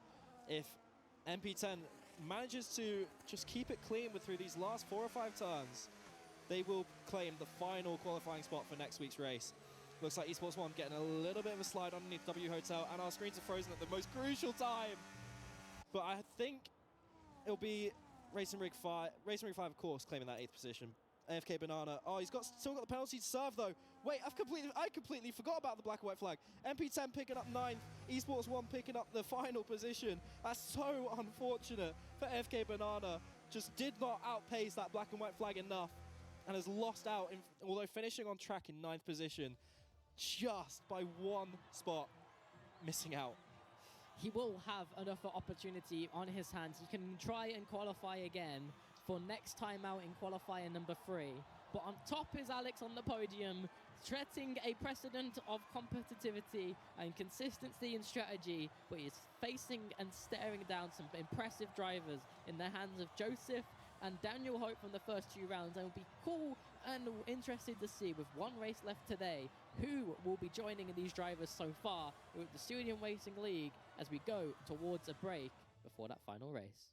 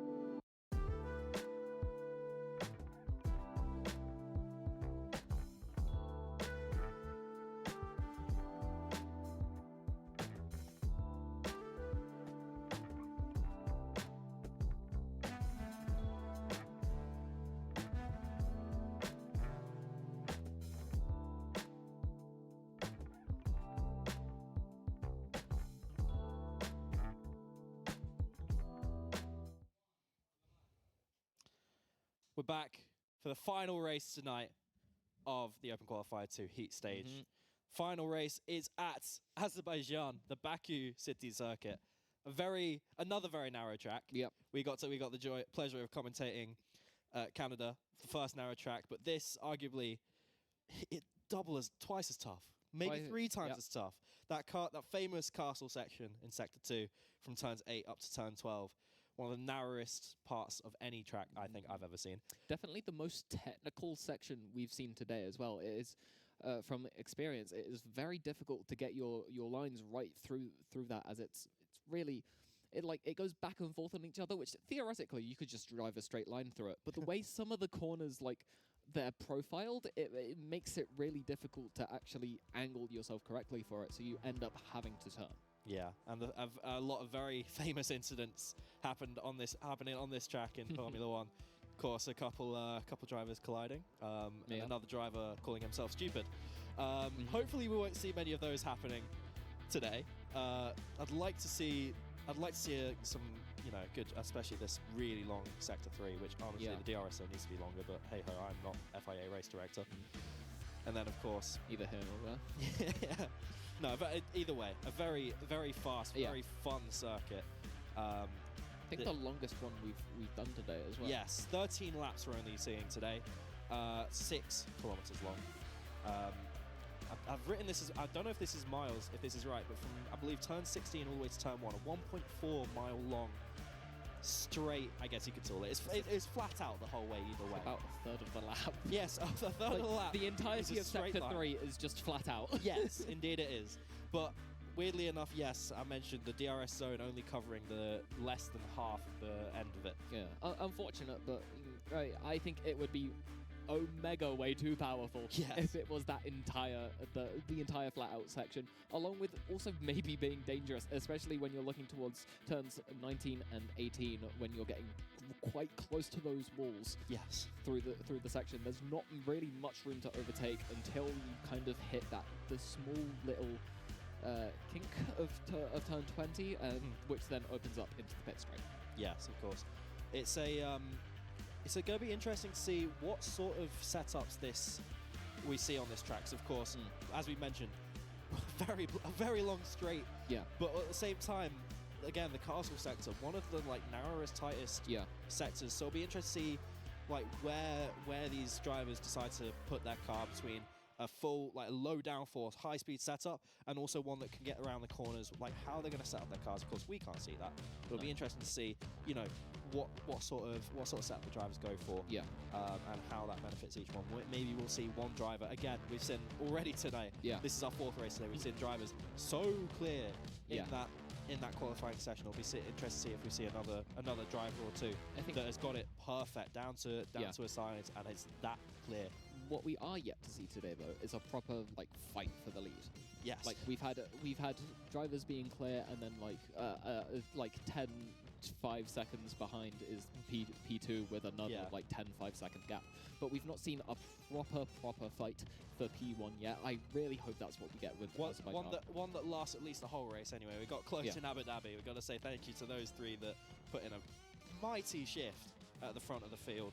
But of course, that race is done. Those people are qualified to next week, the top 10 at least. Yeah. We have this race now ahead of us, Azerbaijan again. Really looking forward to it. Qualifying hopefully starting soon.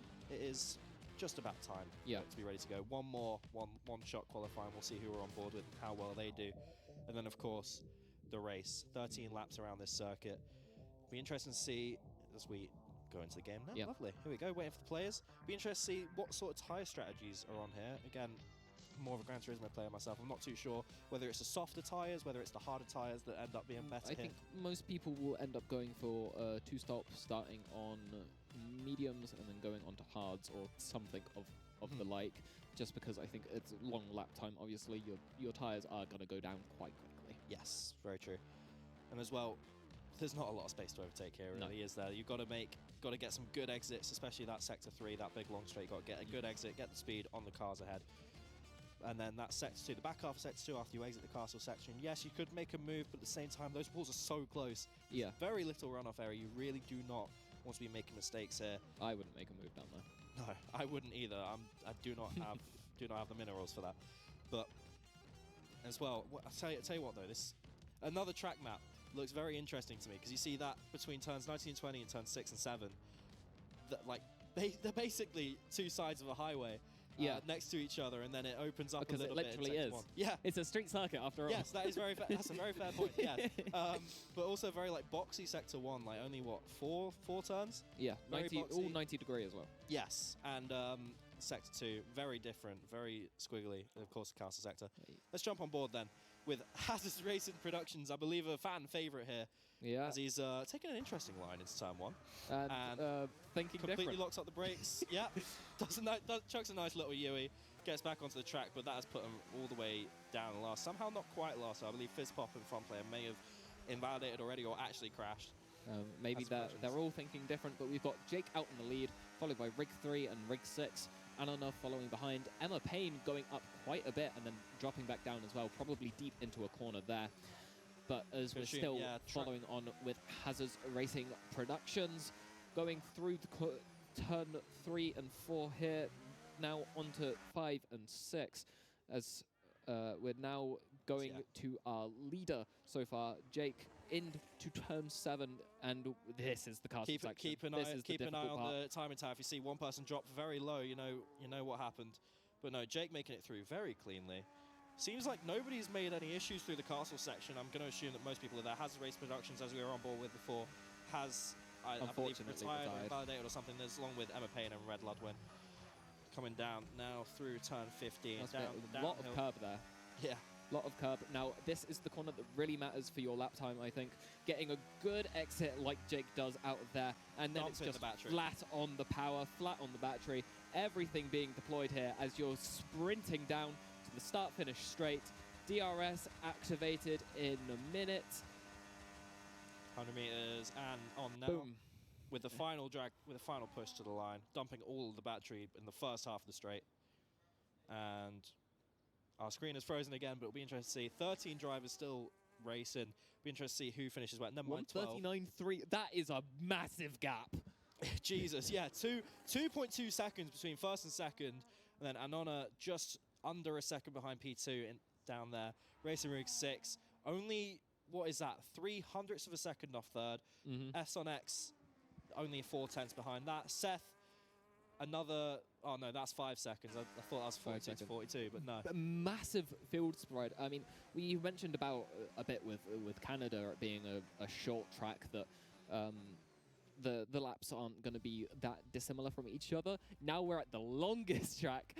We've got so much difference. Interesting character pose.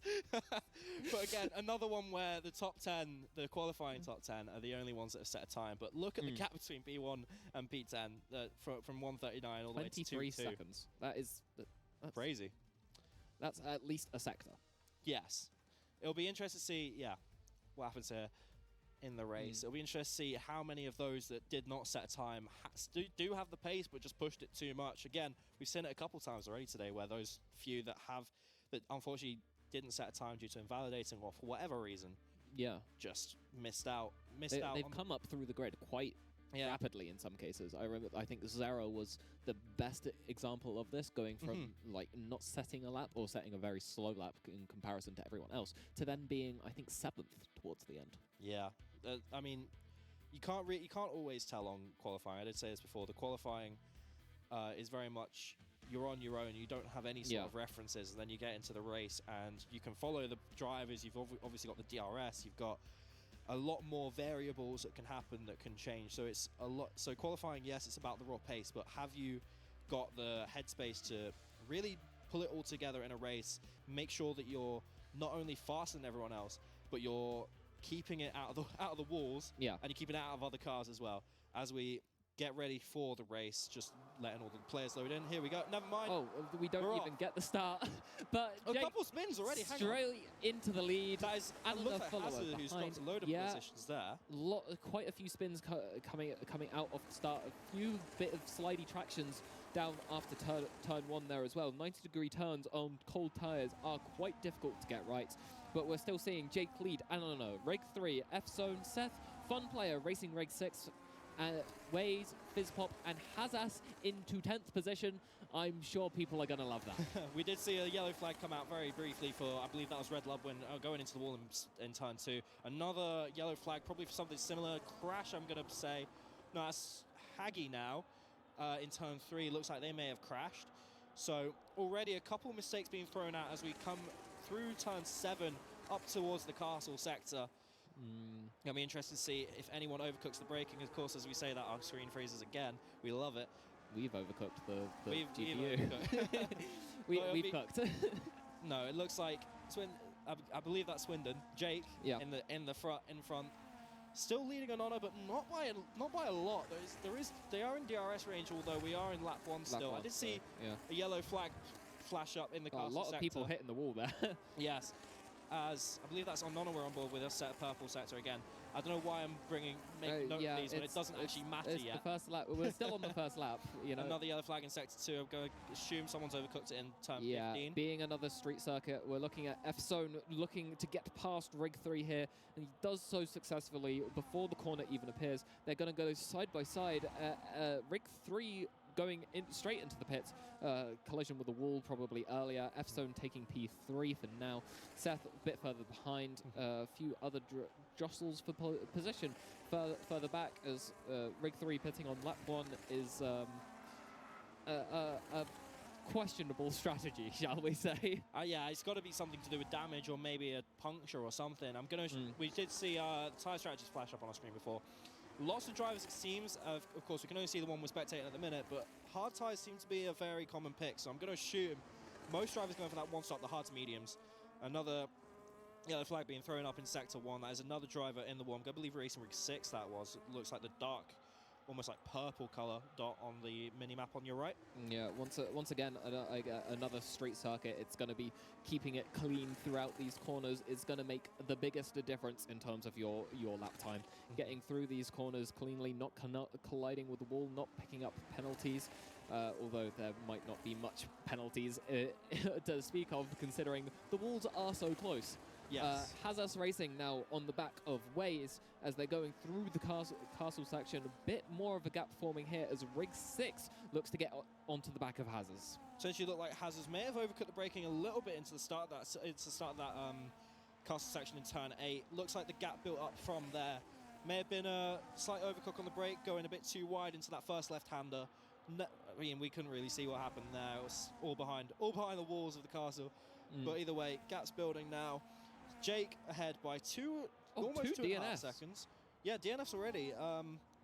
Be interested to see what happened there. Jake picking up the fastest lap already at the 142.2. That's a lot of 2s there. Lovely.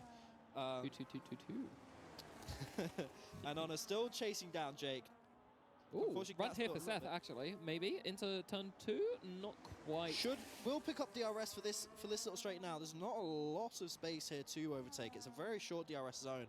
Looks like he didn't quite pick up as much speed on the exit as F-Zone, the guy he is chasing. Although, maybe? No, not quite. Slipstream and ERS, not quite enough. You can see the D-rating there going past the corner. Little bit of the slide out the corner as well for Seth. F-Zone holding onto P3 for now. 2 seconds ahead is Anona, and another 2 seconds ahead of that is Jake. Jake's got away really cleanly from the start. Should be a very calm race for him. Of course, drivers have the DRS zone when it comes available to them. They also have the ERS the whole lap, recharges through braking. Be interested to see how drivers use it as we get a little bit of a bump there from Hazard onto the back of Waze.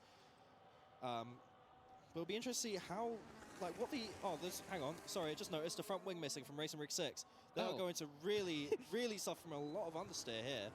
Unless that was just a visual glitch. Looks like they got through that turn quite well. No, there is a front wing missing. Yeah, that's definitely, that's not a front wing. That's a very interesting weight reduction strategy, I have to say. But it's lower downforce. But the gaps from 6th down to 10, or no, 6th down to 9th. Looks like we've got a little train forming here as they come through turn 15. It's about to start sector 3. Again, need to get a good exit speed as we see a little spin from, I believe that is Waze Yeah. A bit of oversteer through sector 16. Unfortunate for them. Too eager on the power. We said that corner matters a lot for your run into turn 1. Yeah. Proving that in spades here. Waves a little too eager on the power. Unfortunately, Racing it DNFs. mattered a lot. It mattered a lot for Waze, but not in the way we were meaning. We meant you need to get a good exit. Yeah. Not, but to get a good exit, you first of all need to exit the corner. Yes. Waze though has picked up a. Oh, it was on Fun Play, who is in the pits. I believe that's driver who had the front wing missing. So they'll be going in to replace that. Possibly go to a different set of tyres as well while they're in there. Well, they will actually, because that's how the F1 game works. In another way, maybe we're looking at a relative amount of undercut strategies. You pit early, just get out onto the road whilst you're still in relatively clean air. Saying that, we've got a very wide spread of the field here, as you can see on the track map on the right-hand side. But get into clean air, get your lap times sorted, and then try and hold track position with worn tyres towards the end. Maybe that's a strategy, especially during street circuits where there is less overtaking opportunities. However, that long straight matters so much, as that's where you're going to see most of our action today. Did see what was it? I had a thought process there, and as you finish your sentence, it's left my head as well. If I remember it, I'll come back to it. But we're on board now with Emma Payne, who is just lost a couple tenths in that turn, but is just on the cusp of DRS from Hazes in 5th. Swindon Jake still miles ahead of Anona, but F-Zone is just behind them within that 1 second DRS detection range. Emma picking up a little bit more pace on Hazes. They need to make sure they keep picking up that pace as they come now into Sector 3. Now we're on board with F-Zone again, just on the cusp of that DRS detection range. Now half a second behind. 10-second penalty picked up by Aman for crossing the pit lane exit line, which is unfortunate for them. Yeah, But it's like I said, doing it's there for a reason. a 90-degree turn with a cold tyre doesn't always mix. It's likely some sliding out of there as they're trying to generate heat into these tyres. But F-Zone still on the back of an Honor here. These two, we've both seen them both in previous races last month. They're both hoping to qualify this time round. We've already unfortunately had, that is another, I was about to say we just had 5 retires, but we've now had 6. So looks like from the way we're going, only one driver still on the track is not going to qualify, which is, I mean, that's got to be tough if you're that one driver. To finish qualifying, first you have to finish. Yeah, I mean, at this point, if anyone else DNFs, then it just has to be a Sunday drive to the end. I mean, you've got, again, like I said at the end during the last race, regardless of whether or not you qualify this week, you still have to get in the top 5 next week to get to that land final. So these guys, they're still, like, half of them on average aren't going to be in the final. Yes. So, however, even if we're not looking towards necessarily just the final, but qualification for the LAN, as we're seeing F-Zone here go round on the right-hand side of Anona. It's going to try to take the outside line into turn 1. Anona, I think, actually went into the pit lane. Yes, they Anona doesn't want the smoke. They pit instead of trying to go side by side into turn 1. Maybe a strategy as we're approaching our pit window here, especially for the medium runners. Yes, I think, just personally speaking, I'm with how chaotic Azerbaijan could be. We saw, of course, the tyre strategies pop up before. The most popular one probably being the hard to medium one-stopper. But, of course, the medium soft was also an option.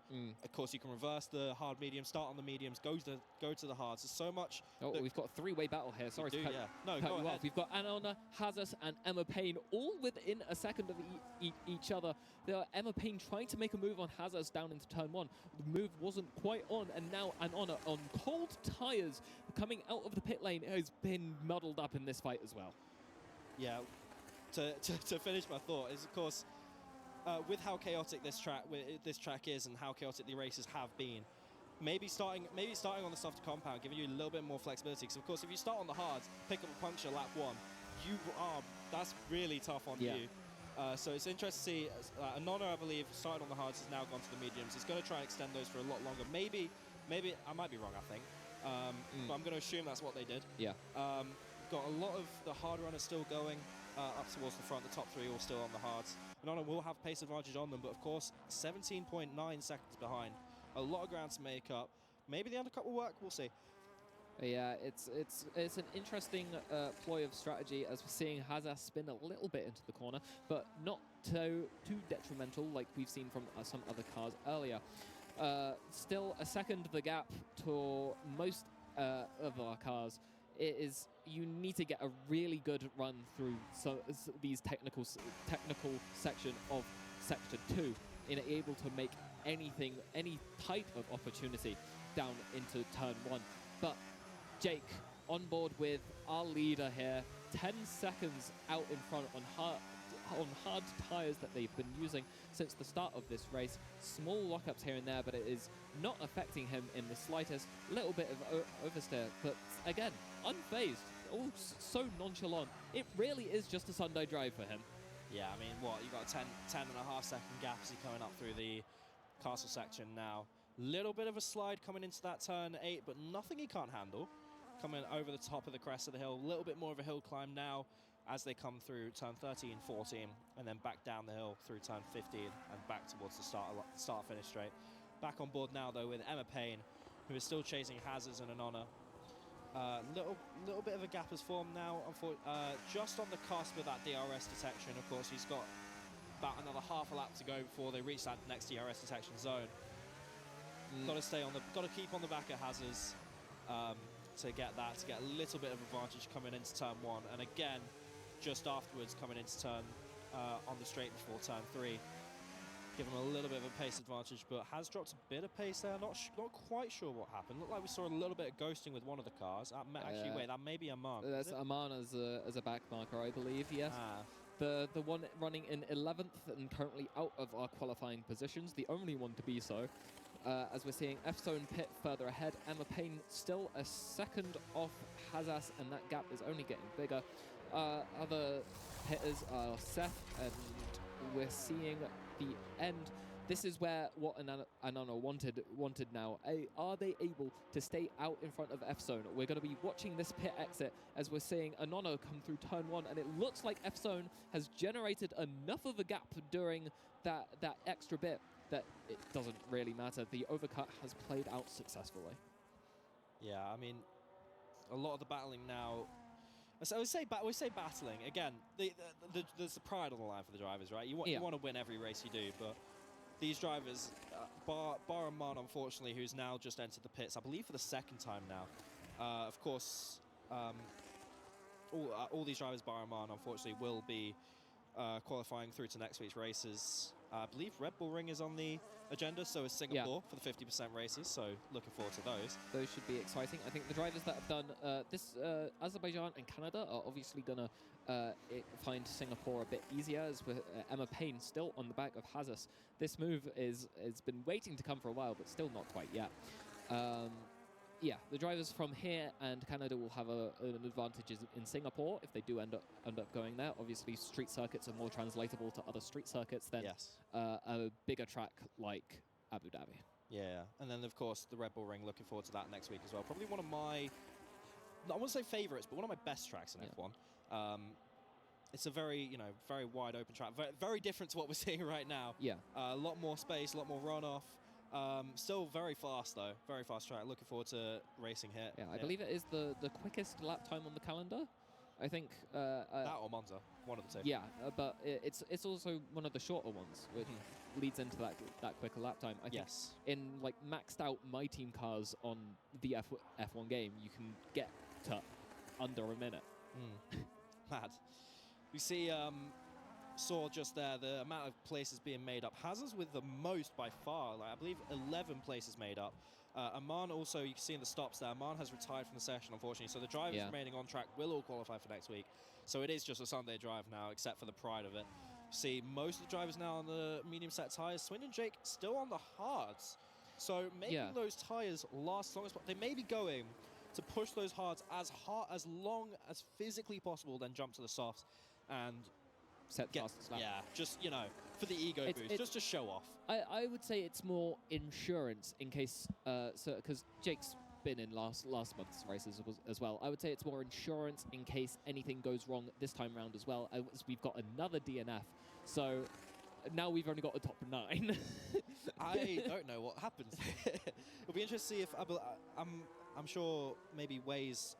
First of all, unfortunate for them because they were in a very good battle earlier. I mean, technically they'd still be classified as 10th because they're the last of DNF. Well, hey, we're not running this league. We're only talking about it. But it's unfortunate for Waze there picking up our what is that 10th or 8th DNF of the session. Really unfortunate for them. We were watching them battle earlier, so it'll be hopefully they won't be too hard done by. But it'll be good to see them race again next week. But at the same time, you really cannot afford to make mistakes at Azerbaijan, and that has claimed the race of 8 different drivers today. Real unfortunate as our screen freezes again as Seth is closing in on F zone.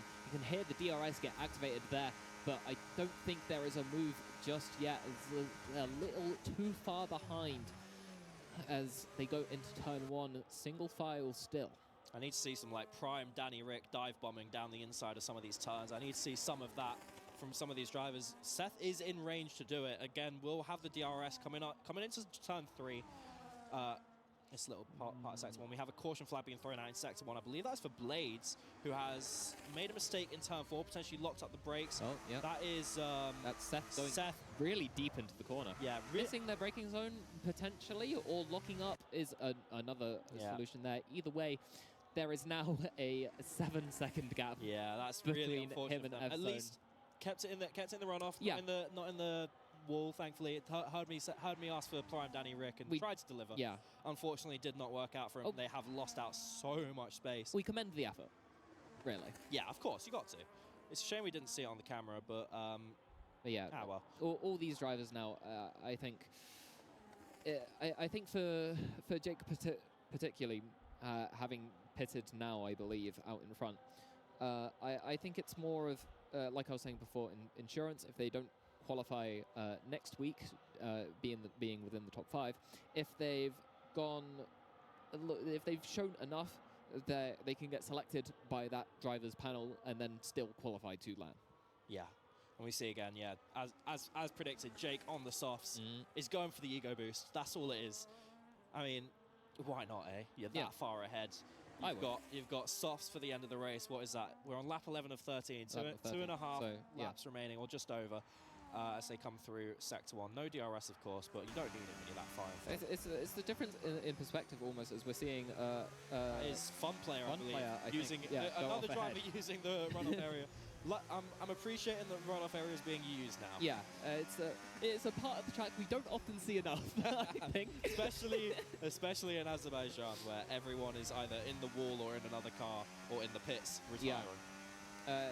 It is what it is. F-Zone in second place ahead of Anona there. I don't know if that was a move or someone going off. I think it was Anona maybe going into the wall slightly. I'm not entirely sure. I saw the move happen. There is no way of knowing now, aside from Anona was slow and F-Zone's now ahead. I say, Jake, we were on board with a little bit before using all of the track, and it's interesting to see how the other drivers are taking it compared to our race leader. Jake picking up, how far ahead was he outside of the pits? I think he's picked up quite a few seconds already. He was roughly 30 seconds before he pitted. Pitted down to like 14-second gap, I think it was, or at least when we noticed it had happened. Yes. And now it's back up to 20 seconds. So Clear. You can see that the soft tires, the extra grip they're giving him is definitely translating to lap time. Yeah, still only about halfway through his soft tire stint, so be interested to see how much it changes. There. Yeah. Fortunately, screen froze, so we didn't see the time, but it's good. It was purple. That's all that matters. Anona still chasing down F-Zone, is just about hovering around the 2.3 seconds mark. Building up a little, clearing back a little bit of space, not quite a lot, as we make our way into the final 2 laps. It'll be interesting to see if they can make a push in the beautiful F175 livery, I have to say. Having a little bit of a twitch through that turn 1. Jumping on back on board now with Emma Payne, though, following through sector 3 as we hit the DRS detection zone, but no DRS for them, and the speed trap. Coming back down through the pit straight. No pits. That's a little bit of a shake from, I believe, the fun player we were just spectating. That is Yeah. that front wing missing? I can't tell. I'm not certain. Is it a It's front hard, wing? Is it? looks like it. It's hard to tell because there's so many cameras around. That is a front wing Epson's missing. going out. Yeah, there is a front wing missing. There is no front wing on that car. Again, interesting weight reduction strategy, but sure. Again, a lower drag, better top speed. Sure. I believe fun player here is splitting the gap between F-Zone and Anona. I think. I could be wrong. Yes. Looks like it. F-Zone, though, is ahead. So if it comes down to it, not getting the DRS, whereas Anona might be able to. Has lost 0.2 of a second though since we started talking about them at the start of this lap. As a yellow flag somewhere. Looks right like behind us, we saw fun player go straight into the wall. That's the lack of missed it. That's the lack of wing there for you. We're now down to 8 drivers in this race. It's actually crazy. There's almost as many drivers DNF'd as there are still racing. This is it's almost reminiscent of an open lobby. Yes. I may go and log myself into an open lobby later when I get home and just to try and emulate a bit of the experience. But Jake on the final lap, really just sending it home now. Phone in the last lap. You don't need to do anything special. You've got your fastest lap. He could stop on the finish line, chuck us a couple donuts, then finish and still finish him first. He has absolutely cooked this lobby as he finishes on the softs. Not the only driver to do so, as Blades also pits. Is also the only driver currently with a 10-second black and white flag we just saw there. I'm going to assume that was for the pit line cutting that we saw earlier. Yes, most likely, yeah. As regular track infringements usually go up in states of 3. It's like 3 seconds. I thought you were going to talk about track limits on this track being the bottom 8 drivers. Yeah. But you know, either way, it doesn't matter much because again they're still qualified to next week, and it is a tough track. Coming out, finishing with only a 10 seconds worth of penalties. It's not a bad day at the office. Let's put it that way. No. Well, you're definitely you've qualified. You've gotten through what has been a chaotic race. Yeah. And you've qualified for next week. You've got to be happy with yourself. But who's going to be more happy with himself is Jake. Straight So down to the line. Ahead. 25 seconds ahead. It's a beautiful race from him, really. Yeah, 25 seconds across the line. That gap may increase as F-Zone is still on the track. Yeah, race winner Jake, as you see there. F-Zone still trying to, get around. He's just making his way through. Gonna come home second. Oh yeah, no. It's still a good performance for him. No, unfortunately, looks like made a couple mistakes on the last lap and a half, so it's dropped from about 2 seconds to 4 seconds behind.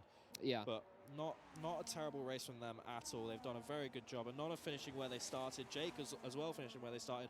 F-Zone making up from a 5th place start all the way up to 2nd, so very great work from them. Seth in also 4th. going up 2 positions, yeah. Very Rig good from them. 3 dropping is our biggest loser here, dropping Fortunate. 3 positions from 2nd down to 5th. Well, However, biggest loser that still crossed the line. Oh, okay, sure. Yeah, well, when you put it that way, Yeah. it really isn't that bad. Hazards still, of course. Crossing the line with a big improvement. Crossing the line, we say as Crossing the line. I mean, it's a he did. It's a ritual. It's a ritual thing, really. Of course, you spin yourself out at the end just Very for the fun of it. But I mean, tale of 2, more than halves now, as you see. Blades, the last driver to cross the line, and then the long list of casualties underneath. So, 8th position there for Blade. It's our last of the finishers today. What a drive from Jake. That was spent the whole time in front, and really no one contested him. Yeah, very, very well done from them. And there you have it. Top 10 drivers from 4 races today, from 4 25% races. Great races. That's our heat. That is our heat coming into next week's race. Next week's races. Yeah. But yeah. Anyway. So great run. I think we're gonna go to our host. Oh, break. Quick break, and then we're gonna go back to host to round out the show today. So yeah.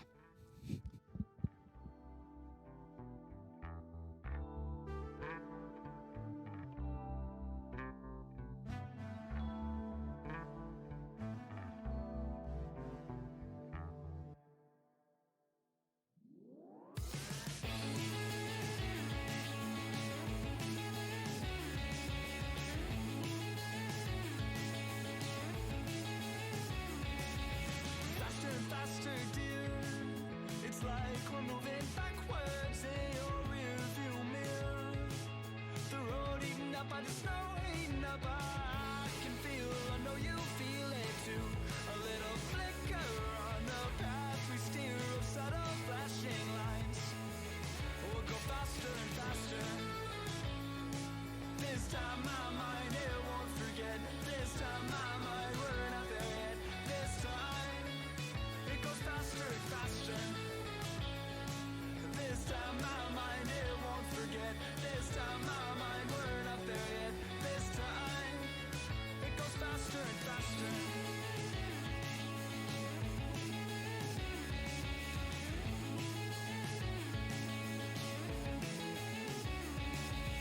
Faster and faster, dear. The road's still moving backwards. Now it looks so clear.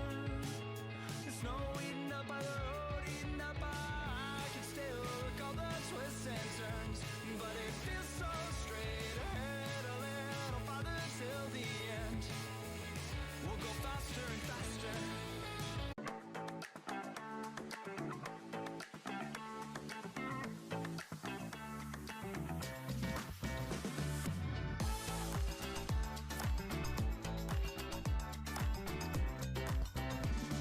Followed the races at Abu Dhabi, Silverstone, and what I don't know. Was it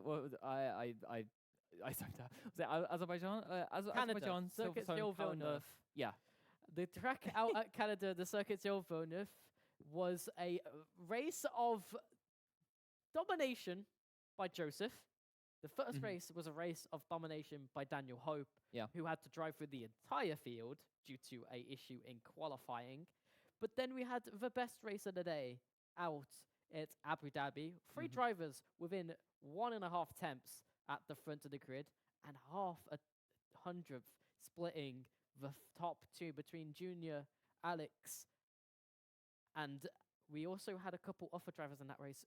At Yeah. least a lot closer with Adam and a few other drivers who just, if we're spread across the rest of the day, Yeah. may have provided us with a bit more competition in the other races. Yeah, I quite liked seeing some familiar faces from when we did last month's thing. I wonder if some of our the people that didn't qualify or aren't going gonna end up qualifying next week end up returning for March. And obviously, if you didn't qualify today, now isn't you're not out just yet. Basically, you've still got the judge panel that will decide based off the quality if you don't qualify, and then institutions that get the most drivers through will also get to send a couple extra. Obviously, there is still 1 more week of qualifier number 2, and then qualifier 3 will have 2 more weeks following the same format. Next time out is 2 50% races that all have 5 qualifying positions to go through. Much stricter than this Yeah. time around when they had that 10 people going through. So it's going to be really, really tight for all of the drivers who came from through to today. And we had a good range of drivers Yeah. who could be challenging for that. And to be fair, we just saw a dominant performance from Jake, putting in a huge stamp into his potential to get on through. Yeah, I think anyone that ends up going against Jake next week will be slightly scared. Maybe not terrified. I think there is still definitely more than a fight ready to be had there between our top drivers, but I think most of the battles usually ended up happening within the midfield. They did today, they did last month. They'll likely happen there last time. Specifically, you're looking at that number 5 cutoff point as well. Yeah, look at that cut-off point of P5. 50% races means there's less reliance on your qualifying position and might introduce some of those 2-stop strategies. But that's all for you guys to find out next time at the Student Racing League, here brought by College of Esports. And we will see you then to figure out who will be the next set of 10 drivers to go through to the finals.